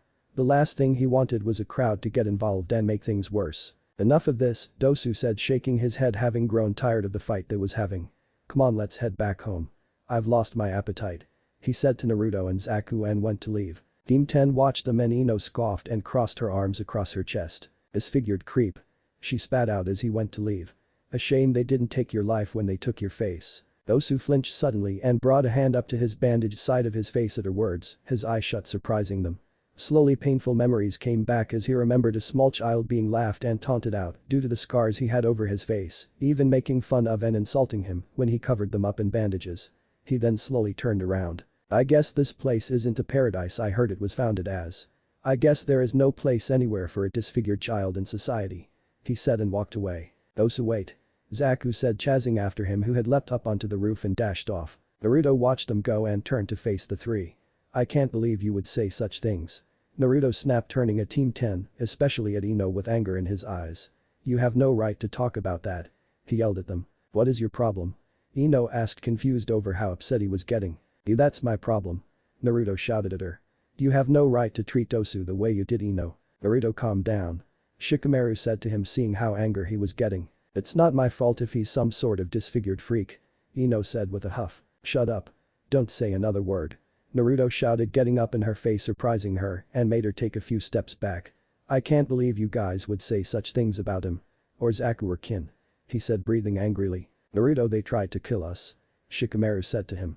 You can't tell me they wouldn't have tried to kill you as well. Yeah, if Sasuke hadn't waken up who knows what would have happened back in the forest. Choji said to him. That doesn't matter now. They're my friends now and I thought you guys were my friends too. He said, surprising them. You don't know what happened to them, what happened to any of them. You have no idea what Dosu or any of them have gone through. How'd you like it, Choji, if everyone mocked you everywhere you went? He said angrily at Choji, who went to say something but stopped and looked down at the floor, not answering. Naruto cooled down. It's just that, well, a tiger can't change its stripes, you know. It's hard to trust someone who tried to kill you. Shikamaru said to him. For all we know, they are going to murder you in your sleep if they get the opportunity. How do you know that they aren't taking advantage of you? They could be using you for information to try and kill Sasuke again, and once they do they'll kill you as well, so you won't get in the way. I know that, but I made the effort and I know deep down they're good people. They just had a lousy childhood growing up and now they got a second chance. Naruto responded, upset over their accusations. I trust them with my life. He said, and then turned and looked at Ino, his sharp eyes penetrating her, holding her in place. Ino, for someone who always treasures beauty, you've proven that you aren't. What are you talking about? She said, not understanding. The way you act, how you look down at others, how you treated Sakura before when you was young and how you treated Dosu just now. You may think you're beautiful, but as far as I'm concerned, you're the ugliest person in the world with how you act. He said, shocking her with his words, and he then turned and left, leaving a stunned Team 10 behind who could only watch on in silence as he walked away. Ino in particular was thinking about what he had just said. As that was happening, Hinsuchi wasn't a happy camper at the moment, her eyes narrowed at the tree covered in her senbon. The reason for her unhappiness was aimed at her own shortcomings compared to her teammates. In the test she'd barely managed to do a thing, and now Dosu was jumping forward in skill, being given the access to abilities Orochimaru had denied them for so long, letting Dosu reach his full potential, while even Zaku was working to have actual summons, along with the returned use of his arm cannons. Rin let out a depressed sigh as she looked down at the senbon in her hand, giving it a light twirl before tucking it behind her ear as she dropped into a sitting position. She was quite proud of her skill with senbon given her age, but any advanced techniques had been denied to her, and apparently in Kahona, you had to be a chunin in rank or studying to be a mednin to check out the advanced skills in senbon use. In jutsu-wise, she relied on the bells she could attach to her senbon, yet that was for one of the few jutsu she'd been allowed to learn back in Atogakure. All in all, she was the weak link in her team and she knew it, hence why she was unhappy. What she would do to have Zaku around to vent her frustrations out on. Hey. A familiar voice called out to Kin, making the unhappy girl turn her head to find a glaring Sakura behind her. We need to talk now. Kin thanked Kami for giving her this oh so wonderful gift of venting and would be sure to thank Kami again for her kind offerings of the pink-haired weakling. Wow, are you always so demanding? Kin asked with a mocking grin, jumping back to her feet as she dusted her pants off before turning to the glaring Sakura. It's a wonder you're a shinobi, the profession requires silence, and stealth pink hair and a loud mouth don't exactly work with that. I don't want to hear anything like that from you. Sakura snapped angrily, before pointing an accusing finger at Kin, who just blinked in curiosity. I just came to tell you to stay away from Naruto. You and your team are obviously just using him to get to Sasuke-kun, and I won't allow you to do that. Kin stared, looking quite bored with the situation. Yeah, we really don't give two shits about the Uchiha prick, so try again, Pinky. Kin shot back with a shrug. We're hanging out with Uzumaki for our own reasons, so why don't you go back to being useless while I find somewhere quieter to train? Kin suggested as she turned her back to Sakura, moving to collect her senbon from the tree. Don't give me that, of course you're using Naruto to get at Sasuke-kun. Sakura snapped at Kin, anger taking hold at the way the black-haired girl was just turning her back to her. Why else would you want to hang around Naruto of all people? Kin paused, before slowly turning to give Sakura a cold look. What exactly does that even mean? Kin asked as she turned to face Sakura again, sliding the senbon she recovered into her holster for them. What exactly is hard to believe about my team being close to Uzumaki? Other than the fact you and your team tried to kill my team? Sakura asked with a mocking tone of her own. Then it's because no one willingly gets close to Naruto. He's loud, obnoxious, and an idiot. Sure, he's an okay ninja, and he has a few nice points to him, but he's got nothing on Sasuke-kun. Sakura began listing off, figuring if she listed off enough faults the girl would come clean with her. Plus it always felt nice to vent her frustrations out on the blonde, even if he wasn't around, and her lack of Sasuke lately was getting to her, since a certain sensei had swiped him off to who knows where. The only reason I can even tolerate his presence half the time is because I'm used to him being on his team and all, so why don't you tell me the truth? Sakura froze at that, looking to her now cut cheek, the skin of which had been ripped open by the thrown senbon of Kintsuchi. Sakura was surprised to find Kin glaring at her, unsure why exactly, as all she'd been doing was talking about Naruto, or was she trying to act upset over this? To somehow prove that she actually cared about Naruto? Ha. Sakura wouldn't be so easily fooled. You really are a useless bitch of a fangirl, aren't you? Kin asked coldly, pulling the senbon from her ear to hold ready to use as Sakura slipped into a defensive stance. That stupid blonde may not be the brightest bulb, but he's sure better than you or that Uchiha punk, Kin stated firmly. Thinking back to her time spent with the blonde and her teammates, she'd never seen someone get along with Zaku so well, and more than that Dosu had been happy, though he'd never admit it, if not for Uzumaki, if not for Naruto. Kin stumbled over her words, knowing she had to keep quiet about her team's turn over to the Leaf Village's side. I don't have time for this, and you know what? You keep the hell away from Naruto from now on. I don't care if he's your teammate, I don't care if you think you're his friend, because you're obviously not. Stick to your Uchiha and back the fuck off. Sakura stared in shock, wondering who the hell Kin thought she was. Why you? Sakura growled as her anger only grew tipped off as Kin once more turned her back to her. Without thinking, Sakura charged in, swinging a punch to the back of Kin's head with the same force she'd usually reserve for Naruto. She wasn't expecting Kin to not only dodge the attempt, but to grab her wrist and bend Sakura's arm behind her back. That was stupid, Kin told Sakura coldly, gripping on Sakura's arm as a cold smirk came to her lips. However, thanks for giving me the excuse to pummel on you until I feel better about myself. Before Sakura could react, she twisted her arm, causing her to cry out. She used her other arm to try and hit her, but Kin dodged it and elbowed her in the back. Let go. Sakura shouted, trying to get free from her seemingly iron grip. What happened to that fire you showed in the forest? Did you use it all up knocking yourself unconscious against that blonde? Kin taunted her, her smirk turning into a grin. Why you? Sakura shouted and slugged her free arm backwards, aiming at her face. Kin dodged it easily and kicked her in the rear, sending her staggering forward and colliding against a tree. She turned around and was surprised to see Kin in front of her and delivered an open palm thrust, smacking her across the face. Sakura winced at the stinging feeling of the blow. God, you're weak, how did you manage to get to become a ninja anyway? Kin said to her, disgust in her voice. Is the best hair how you people determine who becomes Kunoichi? Sakura glared at her and charged her, throwing fists at her. Kin, despite Taijutsu being a skill she didn't excel at, was able to dodge and parry and block her attempted punches and kicks. Sakura continued to swing wildly at her, throwing in kicks as well. Kin dodged them and backflipped into the air and threw a senbon at him, which hit her in the shoulder area of her shirt, just missing flesh. Suddenly the pincat heard a ringing sound.